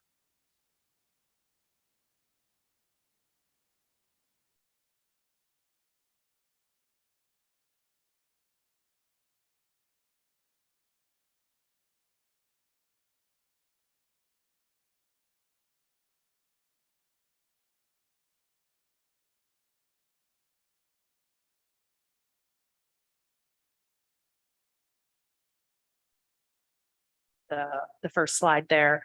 So the first thing that I wanted to go over today is just a little bit of a recap in terms of what the committees, or the implementation teams rather, have been working on over the last 5 to 6 months, and the specific charge that they were delivered for the first strategic plan deadline. So in November, each of the teams was asked to complete an initial report that really did a few things, helped them finalize the strategies, tactics, and timelines for each respective team in carrying out the actions related to their assigned objective, to begin thinking about, and where possible, identify baseline data to provide metrics that will eventually be captured on a dashboard and in reports to the president and to the board. And then perhaps most importantly, for the purpose of the first meeting or the first report, provide updates around opportunities, challenges, resources that they may need to carry out the work, and providing some success stories from their initial meetings and process. So each of the teams submitted their initial reports. We had a little bit of delay as expected in the first round due to some changes in membership and leadership on the various implementation teams. But these initial reports really provide a strong foundation for moving forward, and provided a whole lot of lessons learned in terms of what we should be asking for and how the teams are functioning. Okay, so I'm not going to go through these in great detail, but I went ahead and broke out the work back by goal again. So for goal 1, academic innovation and student success, we had 3 objectives with 3 teams working toward this. And you can see examples on the slides of each of the types of metrics that the teams are proposing. We do have some data from some teams on some of the metrics. They're finalizing the baseline data, operationalizing the definitions between now and the next board meeting in February. But these are the types of metrics that they're seeking to collect based on the initial recommendations from the board, President Mahoney, Dr. Gupchuck, and then also their work as a team in reviewing. Actually need the next slide if that's okay. So these highlight slides really speak to narratives submitted by each of the teams around the different opportunities and challenges that they experience and anticipate experiencing as they work together toward their respective goal. I think we're on the goal 1. If you could click on slide 4, please. Thank you. And that's fine. So you can see here, these were some comments from goal 1 committees that they're, you know, for instance, team 1 working on objective 1 is what we kind of refer to as SIU Flex. They're really excited about the opportunity to create a common infrastructure that is really driven by mutual benefit to the campus's ease of access to students. Team 3, which is working on high impact practices, is excited about the opportunity to adopt and expand high impact practices that innovate and enhance educational experience for students across the system, and that sharing resources and strategies is going to provide more opportunities for all students on all campuses.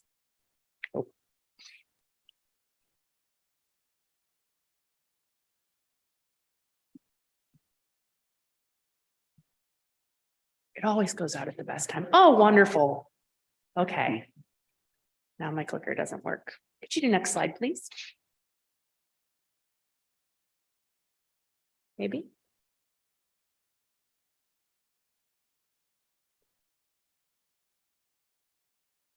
Pull these up as well, just in case we have continued.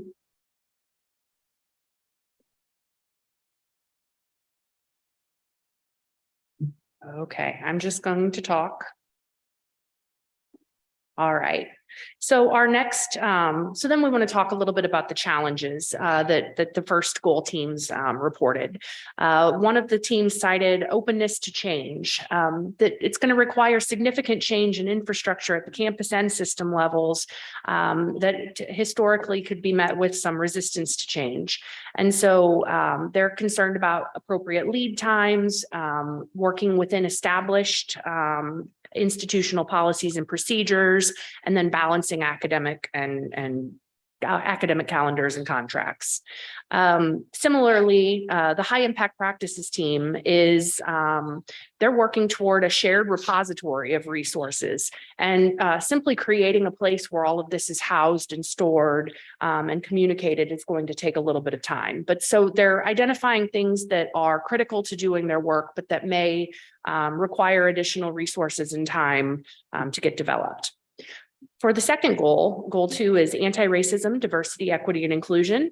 This is the work of a single team, team 4, and they're looking at metrics such as expansion of a high-profile speaker series, the number of students enrolled in ADEI Leadership Certificate Program, and for example, the development and implementation of campus climate surveys, and then reporting on the results of those surveys. So in terms of opportunities, goal 2, they think that the greatest opportunity is that there's already a strong team of like-minded individuals, and they have an existing structure in place. They've been meeting on a regular basis, and so they're able to hit the ground running. They cite as a challenge buy-in across campuses, and I'm a couple more ahead, if you don't mind, as well as policy and behavioral challenges. People create both problems and solutions. And so, you know, ensuring that we continue to have individuals at the table who are committed to equity and alignment with equitable policies. For goal 3, we have, I think, 5 different objectives and 5 different implementation teams. So lots of activity around this particular goal. Some of the metrics that are being considered are a lot around grants, the number of grants that are submitted, the value of those that are submitted, similar metrics for those that are awarded, also breaking those down by each campus's respective numbers, as well as calling out specifically those that are collaborative in nature and involve individuals from more than one campus. We're also going to be looking as it relates to economic impact, how we quantify and measure community engagement partnerships, programs that the campuses offer in support of local businesses, how are faculty and students engaged, how many businesses are ultimately helped. And as you can see, some of these take some time if you consider them across different campuses, how you're accurately and consistently measuring these things so that we can have a dashboard that truly reflects where we are at a point in time, and in a way that is consistent across each of the campuses. We're also looking at the number of workforce development programs and participants. What is the employment rate of individuals who are graduating from those programs, and what are they earning upon completion? These are all important metrics that we're going to be looking to measure. Opportunities around this one, we see a good opportunity to increase the collective impact of the system in the region, generating new revenue, contributing to the development of a well-prepared professional health and social service workforce. And this one was a really common theme. Lots of the teams are excited by the opportunity to collaborate, that this first major effort with milestones and timelines to coordinate resources and strategies. Challenges, you'll see this one a lot too, lack of a budget, dedicated funding, lack of a budget again. A couple of the teams specifically cited that as there are costs associated with pieces of their work. For goal 4, this is again one team, implementation team 9, looking at research, creative activities and partnerships. Again, there's some overlap in the metrics in terms of there's a need to look at grant submissions and external funding submissions in multiple places and spaces. We're also going to be looking at training and professional development opportunities, how staff are engaging in those opportunities, how we're able to tell that story across research and scholarship in terms of press releases, collaborative social media activities, and the reach of those. So, again, there's a lot of consistency in the types of answers. We're really looking forward to greater number and greater success upon sponsored project submissions, looking forward to communicating those successes to external and internal stakeholders. Challenge, for instance, continuing to foster collaborations amongst faculty and students, funding, and I could have written that sentence. Funding is a great carrot to get investigators talking. Showing them the opportunity for working together can greatly enhance the amount of money that's available to support the work. In terms of resources, there's going to be a need for some dedicated personnel time. ITS is critical to a lot of these different teams. We do have an implementation team specific to that, meeting the software needs of the research system offices, for instance, expanding the use of Quali. Goal 5 is faculty and professional development, faculty and staff professional development. We've got 2 teams working on this. Different types of things we're seeking to measure are the overall diversity and retention rates of faculty and staff by demographics, types of AEDI rewards and incentives, employee satisfaction given their attendance at a professional development workshop or training module. I should have been recording when our speakers were talking about their time in the leadership development this morning. Faculty and staff reporting burnout. How do we measure that and align our training plan to meet those needs, as well as turnover rate? So some opportunities here, standardizing and inventorying the recruitment processes, what works in one place, in one school, on one campus, and how do we adapt that to other units? Providing equitable opportunities for professional development, regardless of job classification or the campus you're employed in. challenges, again, things like funding and personnel to get these efforts off the ground and sustain them, as well as identifying and specifying what training is appropriate for each classification and individual career path. Again, we want equitable opportunities, but that doesn't mean it should be the same opportunity for every classification. Last one, goal 6 is infrastructure. And this is looking at both our technology infrastructure as well as the overall more facilities type infrastructure. So we have 3 teams working on this, teams 13, 14, and 15. As you can see, I think this one's team 13, a little bit overachievers. They've got lots of ideas in terms of metrics and are working over the next month or so in terms of refining these to identify 1 to 2 key metrics that they can be providing data on. But they're looking at everything from technology, sharing savings, to the creation of advisory groups, survey results, the creation of a strategic technology plan, and many other ideas. For objective 2, looking at long-term financial sustainability, they've identified several metrics that could help take a snapshot in time across the campuses and for the system as a whole. The sustainability team is another one that's been extraordinarily enthusiastic and working together really well. Looking at things like the number of LEED certified buildings, students engaged in sustainability, student organizations, as well as working on research projects or grants associated with that. And then finally, objective 4, more around maintaining our critical infrastructure, looking at the deferred maintenance value and system programmatic ratios. And they've noted here that that may require a consultant to at least get the initial numbers together. So lots of opportunities here. Then there's themes across these as well, efficiencies and the overall values to the campus in terms of developing these shared infrastructures, opportunity to bring issues regarding funding and implementation challenge to the forefront of conversations among campuses. And then just the larger notion of responding to the climate crisis and this opportunity to be a leader as a state institution in both decarbonizing our own operations, as well as in training our students and future leaders to continue this work. Challenges, again, funding, purchasing, and implementing new systems are going to cost money. We have competing demands for resources, as you all well know, and future funding is pending the IBHE's determination.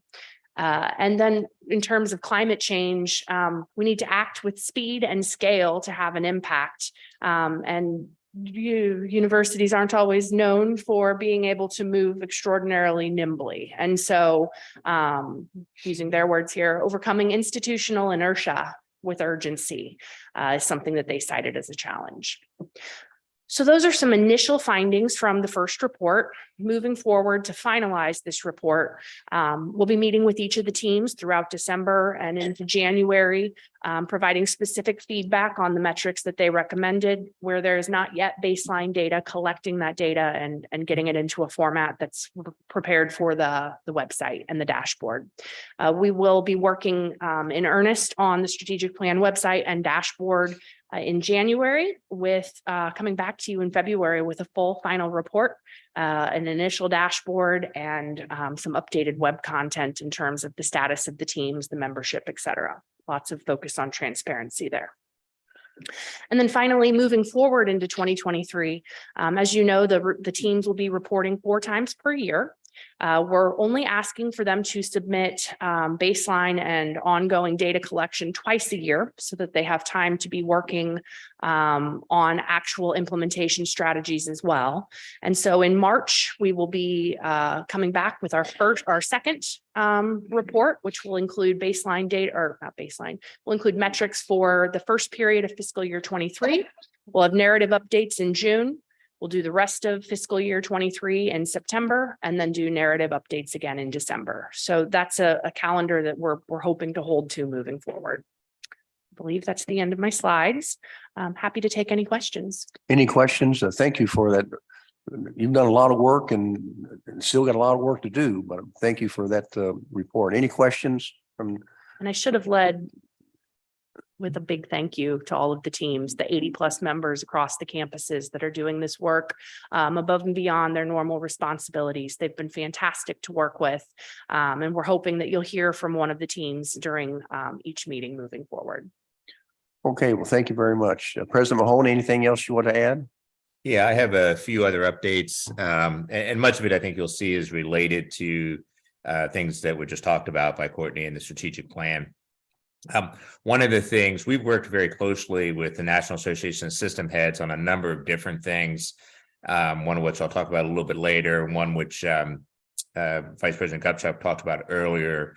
But one of the things that they're working on right now is coming up with metrics at a national level where they think systems can have an impact. And one of the things I think we need to do is make sure we're incorporating some of their metrics. So this is a message to Courtney as well, but it's not inconsistent, I think, with what we already have.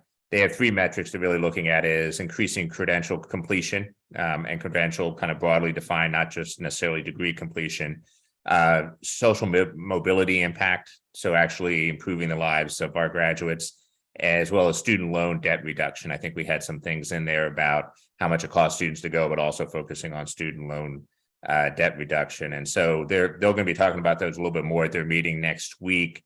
But I think they're very much aligned. The goals of NASH and what they've been working on very much aligned with what we're doing. In fact, so much aligned, I think that based on what we're doing with the strategic plan, just a couple of weeks ago, I was in Denver presenting on a panel talking about how systems can work well together, which I think is interesting for us at SIU to be picked as one of 2 systems that were highlighted as a system that's working well together. And a lot of it had to do with things related to the strategic plan and things we're implementing. Based on that presentation, I've been asked to go to DC next week and present to a group of funders, again, about some of the things we're doing here at SIU. So I know Courtney mentioned several times we need money. One of the things that NASH is working on is identifying large funders who can help support initiatives that actually help systems work together. They very much believe, as well as I think our committees believe, that some financial incentive can actually help this work better. So again, just wanted to let you know our work continues with NASH in a couple of different ways. Quick update on our anti-racism, diversity, equity, inclusion initiatives. One of the things, I had mentioned this earlier, that we were planning to do it, but we did host back in October, the Illinois Higher Education Equity Symposium. This was a 2-day symposium that brought together leaders from across the state, education leaders from across the state. We had about 9 of the public institutions, 12 public institutions represented about 20% of the community colleges, but also had Complete College America was there. The Illinois Board of Higher Education was present, leadership from the Community College Board. We had a number of legislators who attended, but really was getting people to talking about how do we develop and implement equity plans and practices to increase access, training, retention, completion, student loan repayment rates for traditionally underrepresented students. This was organized by our office under the leadership of Dr. Caldwell and Doris Williams in her office. Chancellor Minor and I participated on a panel, but a number of other people, Dr. Harris, Dr. Frazier, others were involved with it. But it was a very well-received symposium, and I think really highlighted SIU's position in the state as a leader relative to equity. And so we're pleased with that event. Hope to have that in the future. Also related to that, in addition to the other speaking opportunities, I've been invited to be on a panel with 4 other systems next week in DC talking about the equity imperative, again, based on the work that we've been doing. Dr. Caldwell, the people on the campuses, we've been recognized as a system that is really leading the way when it comes to equity. And I think I had mentioned a couple of years ago when we started a lot of our work that I was hoping we would be seen as a both state and national leader. And I think in a number of ways that is actually happening at this point. Last quick update on the Institute for Rural Health and Office for Community Engagement. We did submit an application to secure Institute temporary status for the Institute for Rural Health. So that's proceeding. Again, Courtney mentioned a few times funding. One of the things we do need funding is support for the Institute for Rural Health and Office for Community Engagement, and are seeking that both at the state and federal level. And we'll say, I think there's some promising opportunities there to actually get some funding to support both staff and operations and help move those initiatives forward more quickly.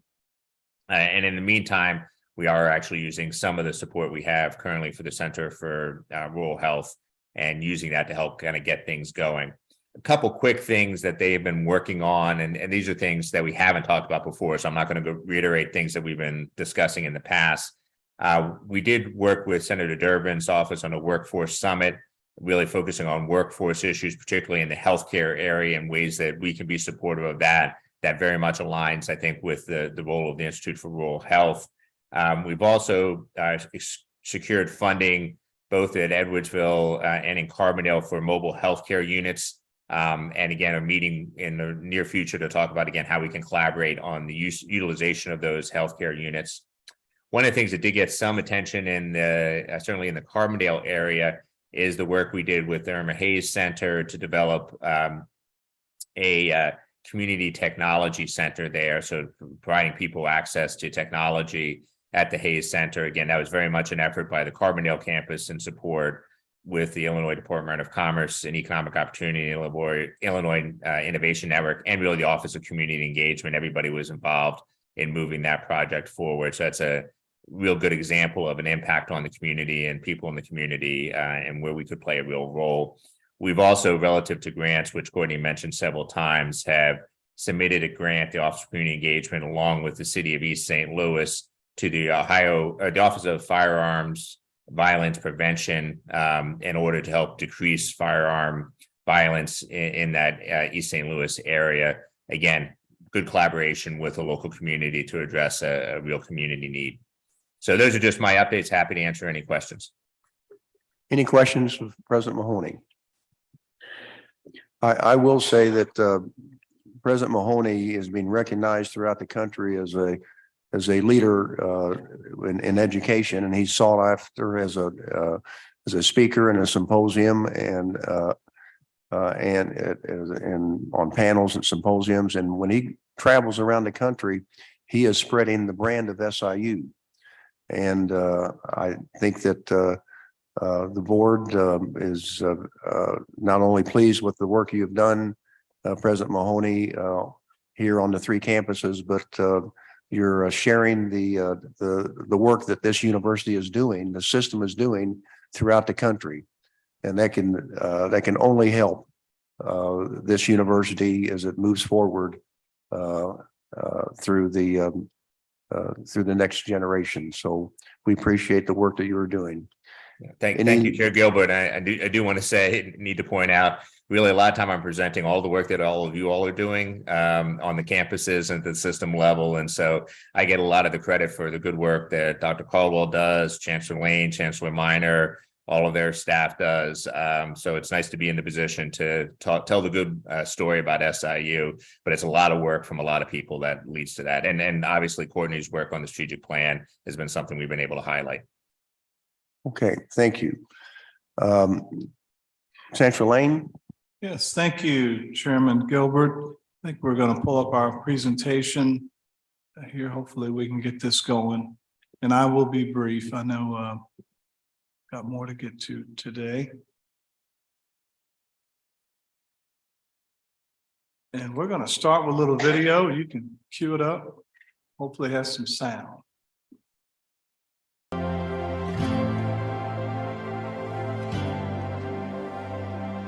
We're back. Saluki Nation is back here in Chicago for the second Chicago Saluki Takeover. We're excited. We've got our alums that have our back. We've got our friends of the university. They're all here. Several signing agreements with high schools, community colleges, businesses, our partners. And most importantly, we've got our game against Northwestern on Saturday. We're going to get a win. Tell your friends. We are back and we are better than ever. My dad inspired me. It's amazing to see just the number of people that he inspired, and I'm so happy to accept this on his behalf. From my perspective, providing students with an opportunity for education is what we should be doing. I always say the only thing that should be hard is the classes. Southern Illinois University at Carbondale, the greatest university in the history of this country. We're back here on Northwestern campus. We are putting the flag on the ground. Tell everybody this is Saluki country and the Wildcats are going down.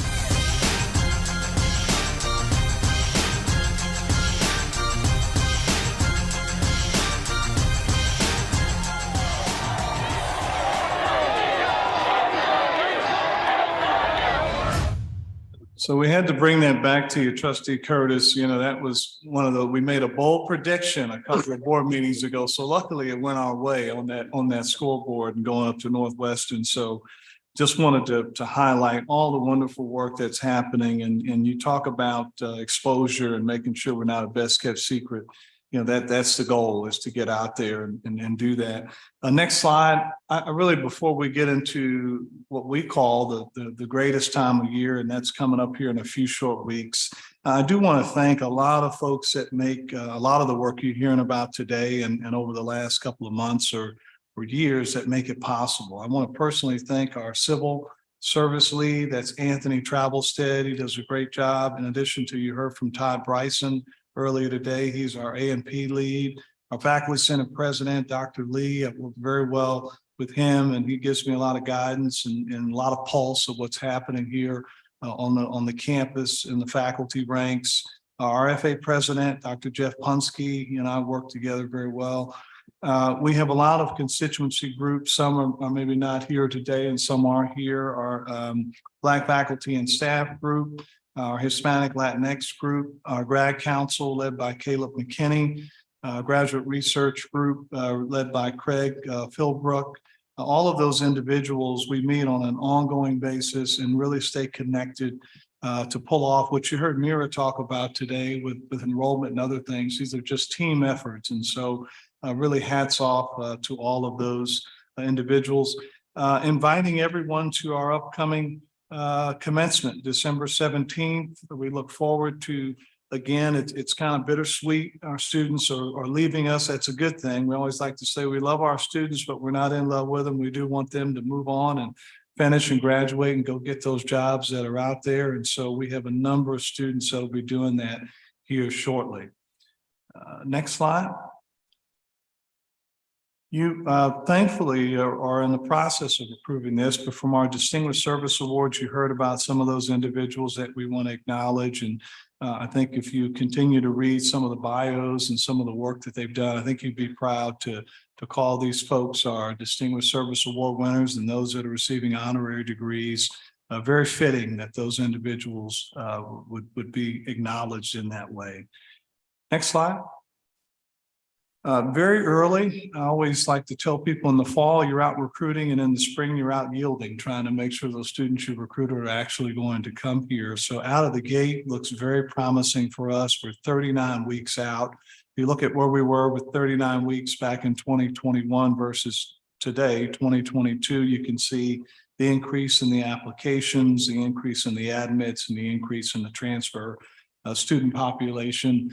A lot of effort from a lot of people in the enrollment management team. That's Wendell Williams and his team. Work very closely with financial aid and very closely with our registrar and other groups on campus to make sure that we stay focused. Again, as I mentioned, in the spring, we really turn our attention to yielding those applications and making sure that those freshman class numbers are up and the overall numbers are up, and also including the transfer numbers. And so that work continues. Very, very promising work that's happening there. Next slide. One of the focus, and if you're looking nationally, one of the only entities in higher education that did increase in enrollment across the country was in community colleges. It was up about 2%. So our focus here in the next couple of years, and definitely now, is going to be to target community colleges, not only in our state, but you'll notice in the slide, we're targeting outside of our state as well. We just signed some agreements. The College of DuPage obviously is here in Illinois. It's the largest community college in our state, second largest institution of higher education among 2 and 4 year in our state. And then we branched out to Metropolitan Community College in Kansas City and formed that agreement with the Saluki Step Ahead. We have 48 community colleges in the state of Illinois, and I think we've got agreements with probably close to 30 plus already. Our goal is to obviously get to 48. And so we want those students to have a seamless transfer pathway to SIU Carbondale. And in some cases, they never have to come to Carbondale. They can stay at the College of DuPage, they can stay at Harper, they can stay at those institutions, Lone Star down in Texas, and never have to come to us, but can finish their last 2 years with us. So really excited about that opportunity that we're giving to provide access. We do an incredible job. Next slide, please.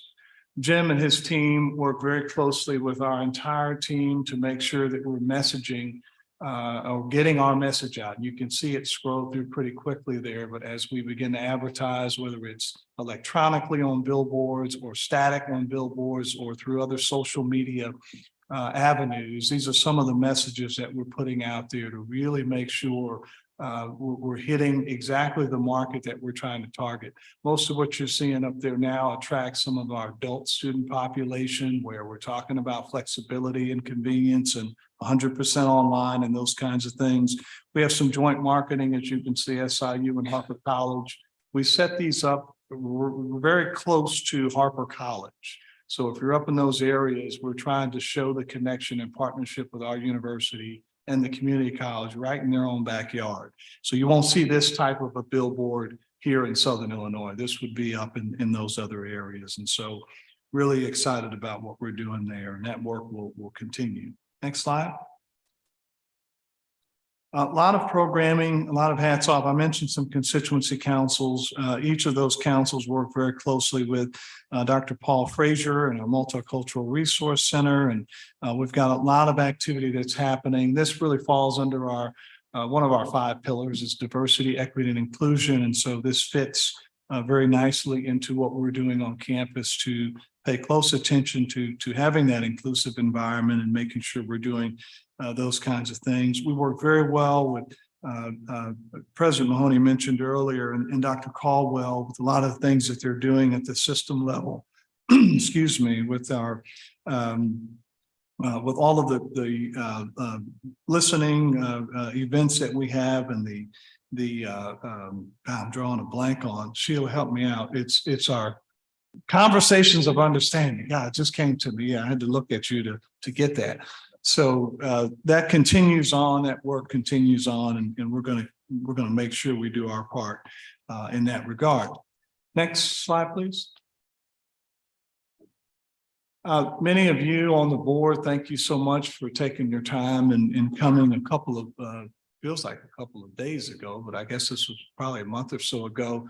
We honored Glenn Pichard in the naming of the Transportation Center. That was a fantastic event. I think Dr. Pichard probably brought his entire family to this event. He had probably about 40 or 50 family members, and they all had smiles on their faces. And so we had a great time and a lot of attendance for that event. And so very excited about the work that's happening out there. As you can see, our flying Salukis continue to win top honors. And so we really feel good about what they're doing there. Our partnerships with United Airlines and some of the other large airline carriers, they continue to want our students a lot faster than we can get them out of here. They want them before they even graduate. So really excited about the work that's happening in that center.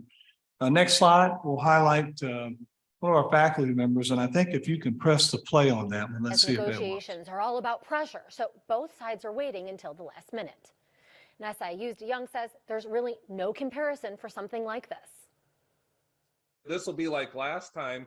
Well, last time was 1992, so there was no internet, there was no Amazon, there was no global economy that we see today. So it's totally different in terms of what could happen. That being said, I think the chances of an actual strike are fairly low. So really what we want to illustrate here is the expertise we have among the faculty and how we want to make sure, I think this was mentioned earlier, that we get them in front of these news outlets, and you can't see it on this board, but this was broadcast on WCBS in New York, in San Francisco, in New Orleans, and Los Angeles. So talk about getting the institutional name out, as you mentioned, Judge Gilbert, with Dr. Mahoney out nationally talking about the institution and the system. And then we have our faculty out doing the exact same thing. So it just helps our branding and our marketing for the institution. And so a lot of this is just one of many of our faculty that are doing great work. And that concludes my presentation, but I do want to highlight Dr. Mira Kamaraju. Mira is here today. Mira has been here about 26 years. Mira's been here a long time, has done an incredible job here at SIU Carbondale. She has a great opportunity. She's going to California State University, Northridge, Chancellor Minor. I'm sure you know about that institution there coming from California. Mira's going to do an incredible job. We'll recognize Mira here in a ceremony that will happen. I think we're doing that next week, aren't we, Mira? Doing that next week. And so really excited. Just wanted the board to be able to hopefully give a round of applause and maybe a few words for Dr. Kamaraju. But thank you, Mira, for your service. That concludes my report.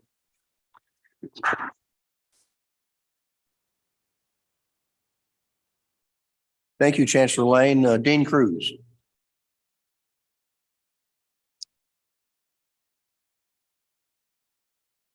Thank you. While the slides are coming up here, I'll say I'm just going to highlight three faculty members and some recent achievements. You can go on to the next slide there. The first one is Dr. Doug Carlson, who is professor of pediatrics and our chair of the Department of Pediatrics. Recently, he was named the Association of Immunization Managers Immunization Champion for the state of Illinois. They only give awards for each state and 8 territories, so only 58 awards in the year, and he's the Illinois award winner. He's done some great things, but I'll just mention the media appearances at the bottom.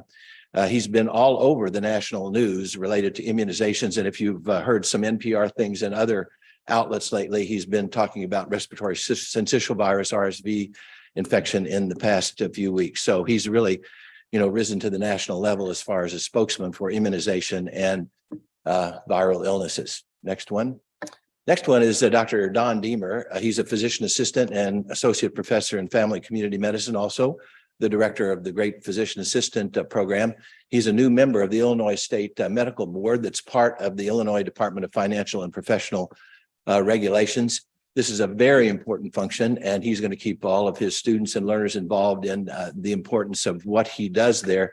In that last bullet point, to ensure quality health care for the citizens of Illinois through licensure, discipline, and education.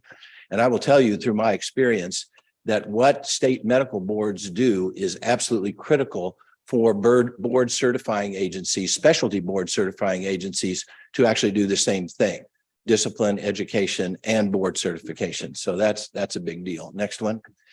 The next faculty member is a rising young star, Dr. Camille Dunkley, assistant professor in the Department of Family and Community Medicine, and she's going to extend the great work that the Centers for Family Medicine have been doing for the opioid epidemic. She recently got a HRSA, Health Resources Services Administration, RCORP grant, which is Rural Communities Opioid Response Program, a total of $2.8 million, but $2.1 million to be used for the grants for the centers themselves to address barriers to treatment, substance use disorder, and opioid use disorder. Only 10 of these were granted in the United States, and she got one of them.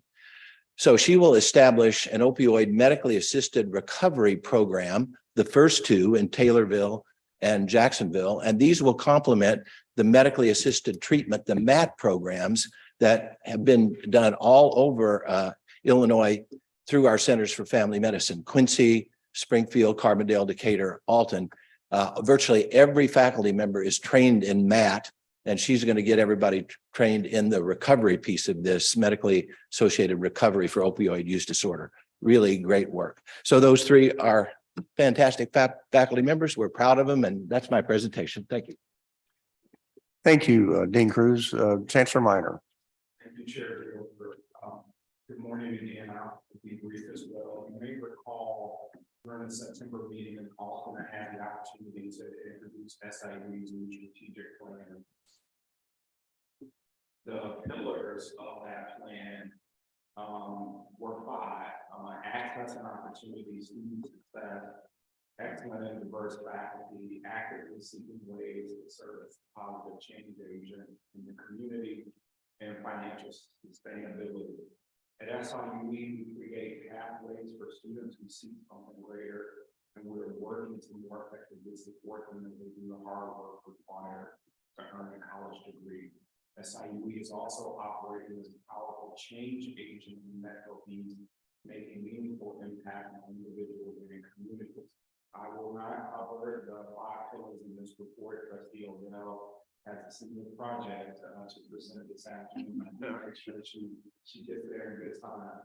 I would, however, like to highlight just two things: access and opportunity, and how SIU is acting as a change agent in the community. One of the ways SIU is keeping college access and opportunity alive is through our Eastern Louis program. Specifically for SIU charter high school students, our staff are fostering pre-collegiate learning opportunities to help students prepare for a successful transition to college. We know that early exposure is critical, especially for students who may be the first in their family that ever set foot on a college campus. We now have more active partnerships with school district leaders in the region, but we know that early engagement must begin with our own charter high school in St. Louis. These students recently made a field trip to the SIU Mass Communications Department. The trip offered a behind-the-scenes look at our TV studio, radio studio, and student newspaper offices. And this fall, our college readiness program offered these charter high school seniors a course where they learn how to prepare both academically and financially for college. Keeping access and opportunity alive for students is not only about preserving affordability, as you heard from our provost earlier, but it's also helping communities overcome technical and administrative hurdles associated with going to college. We know that there are various pathways to earning a college degree. Again, this pillar of access and opportunity applies to students with all backgrounds. Some arrive immediately from high school, as we know, others arrive after completing military studies. Our Military and Veteran Resource Center opened in 2021. You heard John Charles yesterday mention that SIU is a leader in making higher education possible for military connected students. This is a place of belonging for those students in connection. I'm proud to share that in October, SIU was again nationally recognized by Military Times as best for events. The largest and most comprehensive ranking of schools for military service members and veterans. Peyton Wheeler, who was a student at SIU, the president of the SIU chapter for Student Veterans of America, has called this recognition a beacon for future military affiliated students. SIU is committed to supporting access and opportunity for students from all backgrounds. SIU also provides support for students who are parents. I won't defer here, but you'll hear one of the blue lines that you heard not only in student success but enrollment is our ability to attract a greater group of students from all walks of life and to retain those students. So SIU is also supporting students with children.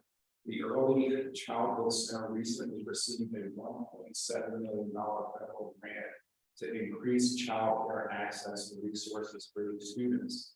The grant was awarded through the C Campus program, which stands for Child Care Access Means Parents in School. SIU will leverage the funding from the grant in three primary ways. The first is to double the number of parents from ages 2 to 5 who will receive child care from the Early Childhood Center located on SIU's campus. Second way is for students who have children who are under the age of 2. Funding will be provided to support infant care at a location in a community supported through our Office of Financial Aid. This will help students receive financial support for the child care they need to remain enrolled. And third, students in the program will also receive access to an SIU social worker and family support specialist. Now, Paul, I just want to pause here. Trustee Hightower, we met a student yesterday who was an undergraduate at SIUC and is considering a master's program at SIUE. I went right into recruitment mode, and as I was talking to her before we concluded the conversation, I learned that she has a small child. And her decision to continue her education is primarily based on her ability to access childcare. So it's interesting how just yesterday we had a real live example of how this is students remain enrolled in school. I just want to share one other story from a student who's benefiting from the early childhood center. J. Hayes Miller is from Peoria. She's a senior studying biology with plans to go on to dental school to follow her graduation in May. Aiden has been here at the Early Childhood Center for about 3 years now. He's definitely a character. He makes you laugh. He has this big bright smile and these big bright eyes that you can't resist even if you try. I'm very grateful for ECC. It's safe, it's right here on campus, it's very convenient. It can be stressful at times, just trying to balance that school, work, home life. Anytime you need anything, they're, hey, let me know. I can try to find somebody to talk to. They point out resources. They've always been very good at letting people know if they need any type of essential resources, food. I know some parents need help with diapers. They know the resources, they get them out there to you. Having a great support system really helps.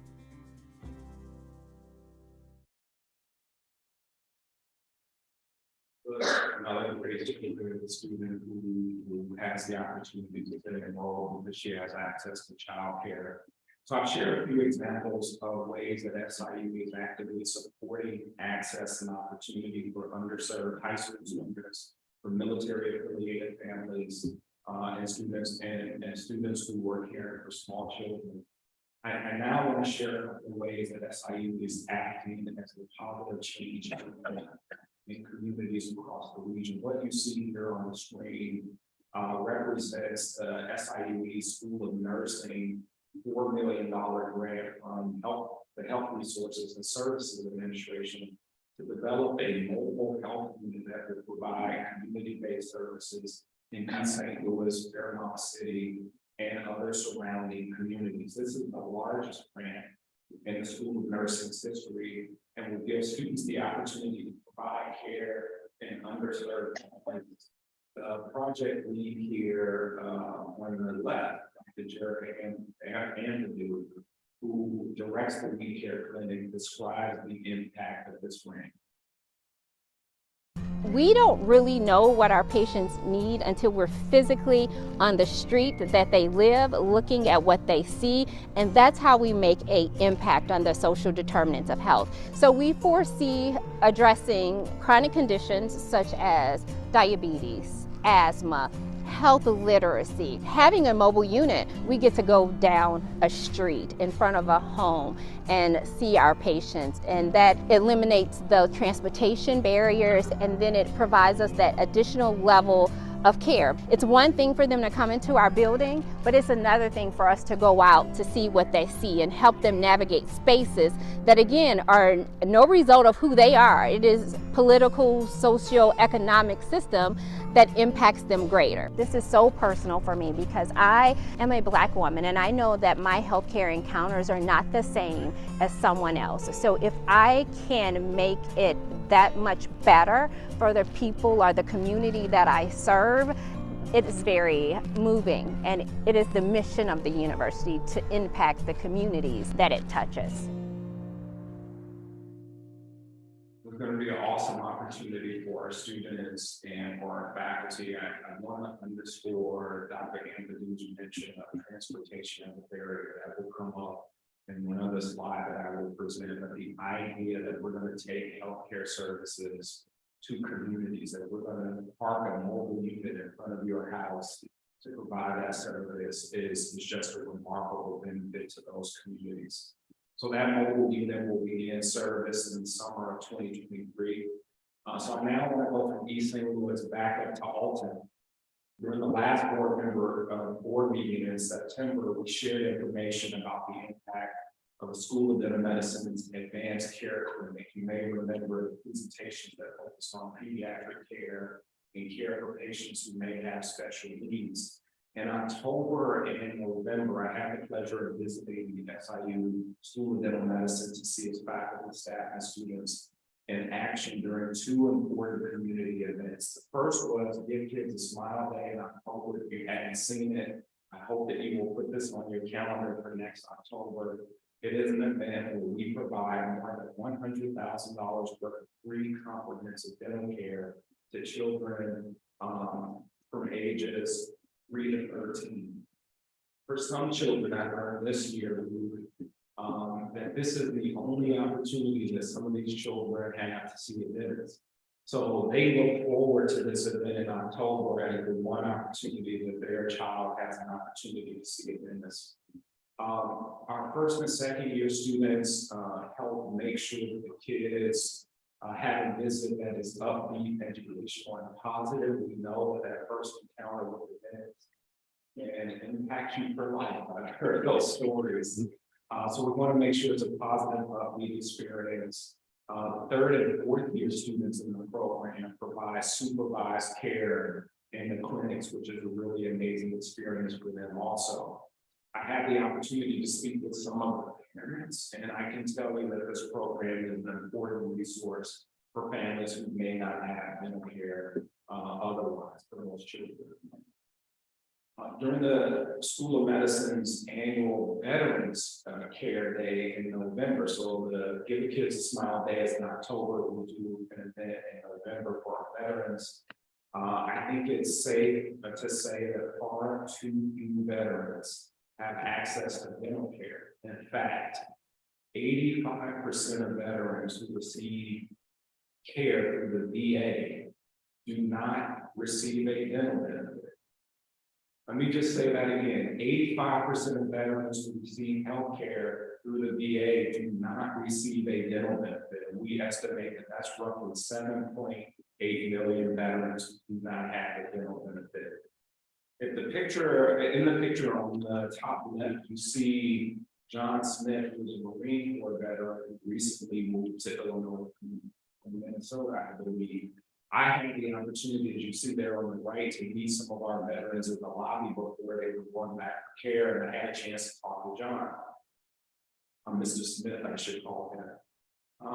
And I just asked a simple question: how'd you find out about the clinic? You know, and he mentioned to me that he heard about the clinic registered, and then began to tell me the story that he got up from Belleville that morning to make his way to Alton for the appointment, and his car didn't start. He proceeded to tell me that he then took 3 buses, right, from Belleville to get to Alton, Illinois that morning for that appointment. It's just a remarkable story.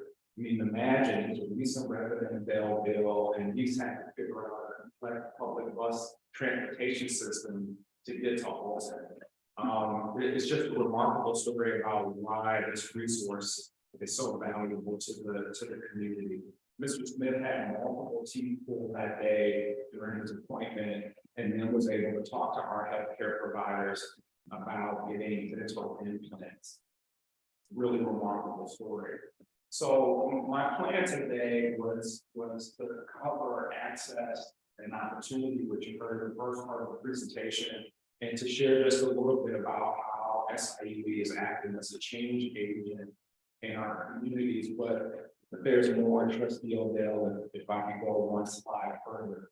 I would be remiss if I concluded today's presentation without highlighting one of the remarkable achievements in the area of student success.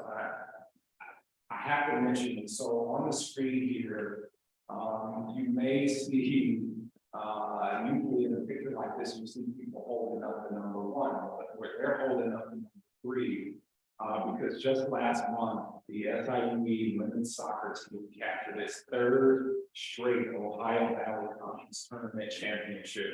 Really remarkable. They edged out Tennessee Tech 1-0 for our ball win. We were very proud of that.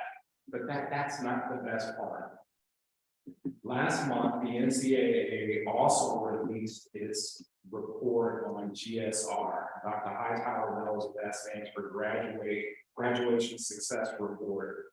And it ranks all Division I programs on their success of graduating student athletes.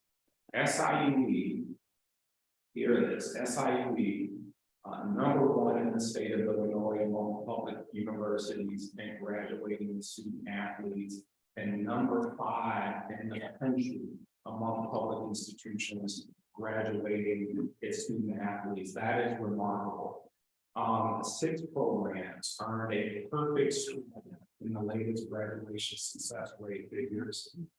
They include men's golf, men's track and field, cross country, men's basketball, Dr. Hightower, women's soccer, women's tennis, and the volleyball team all earned a perfect 100% score for their graduation rates. Our ambition at SIU is to graduate champions. I've been very clear about that. Our women's soccer team exemplifies this ambition, and I'm extremely proud of the dedication of our student athletes who get it done in the classroom. Our athletic department staff, I want to publicly thank, if she's watching, Jackie, who leads and coordinates the academic support provided to our student athletes, and of course, the faculty who support the academic success of our students. I'll conclude the presentation by thanking the president and the board for your support as SIU defines this future. Thank you. Thank you, Chancellor Minor. Is there any way we can maybe send your women's soccer team over to help the men this Saturday in the World Cup? They may need some help, and it looks like you got the skills to do it with your soccer team. I would like to just briefly say, I want to echo something that I've heard Trustee Curtis say several times. I don't think there's, when it comes to the system, a system like we have, I don't think there is a system in the country that has better administrative leaders than what we have now, and our president and our 2 chancellors. The cooperation and collaboration that now going on between the campuses never existed before, and it's doing now. And we're not only, I'll tell you something else that didn't exist before. We used to just educate students and they'd be gone. Now we're educating students and they're going out into the community in our regions and helping improve the quality of life of the surrounding communities that we serve. And we're doing more of it. And it's a tribute to both chancellors. It's a tribute to our president. But as I am so proud to be on this board, to see what work we are doing and the collaboration between the 2 campuses that didn't exist before. And so as for me, I want to thank the president and thank both of these chancellors for the work they are doing for not only this university, but the surrounding communities. Okay, all right. At regular board meetings, 30 minutes will be reserved to receive comments or questions from members of the public and employees of the university. Speakers' comments or questions should not exceed 5 minutes. Persons wishing to speak shall contact the executive secretary of the board. The executive secretary of the board shall maintain a roster of those seeking to speak and shall call the speakers in order. Madam Secretary, do we have any speakers today? No, we do not. In the what, how many long have I been on this board? 8 years now, 6 or 8 years, 8 years. That's the first time that's happened. Which means we're doing something right. And I can't wait to tell the former secretary, Misty Whittington, that when she was the secretary, we had all kinds of speakers. So anyway, okay. Our next item is the call for the omnibus motion. The trustees shall have has had approximately 10 days to study the items on the agenda. A certain number are routine and self-explanatory so as to save time and act upon them in one motion and one vote. Madam Secretary, will you please read the items suggested for the omnibus motion? And we're just going through right now H through AA. Correct, H through AA. Okay, is there any discussion regarding board items H through AA? If not, is there a motion to approve the items for the omnibus motion? It's been moved and seconded. Will Madam Secretary please call the roll? Brew, Yes. Curtis, Yes. Gilbert, Yes. Hightower, Yes. Odell. Yes. Souter. Yes. Sharma. Yes. Simmons. Yes, sorry. All right. Tedrick. Yes. I declare the motion to approve the omnibus motion has passed. Board item F, report of purchase orders and contracts, August and September, SIU. Do I have a motion to approve this item? So moved. It's been moved and seconded. We are now going to ask for a roll call vote on item F. Brew. Yes. Curtis. Abstain. Gilbert. Yes. Hightower. Yes. Odell. Yes. Souter. Yes. Sharma. Yes. Simmons. Yes. Tedrick. Refuse. Okay, I declare the motion has passed.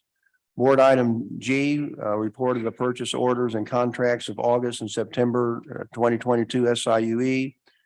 Do I have a motion to approve this item? Second. It's been moved and seconded. We're now going to ask for a roll call vote on item G. Brew. Yes. Curtis. Yes. Gilbert. Yes. Hightower. Yes. Odell. Yes. Souter. Yes. Sharma. Yes. Simmons. Yes. Tedrick. Okay, I declare the motion is passed. That concludes the business of the Board of Trustees today. I want to thank everybody's attendance here today. The next regular scheduled meeting of the board is planned to be held February 9th of 2023 at SIU Edwardsville. A news conference will be held immediately after the conclusion of this meeting. Do I have a motion to adjourn? So It's been moved and seconded. Ms. Keith, please call the roll. Brew. Yes. Curtis. Yes. Gilbert. Yes. Hightower. Yes. Odell. Yes. Souter. Yes. Sharma. yes. Simmons. Yes. Tedrick. Yes. The motion is carried and this meeting is now adjourned. My gosh, that's a record too. 12 o'clock. All right. All right. That's a record. So make sure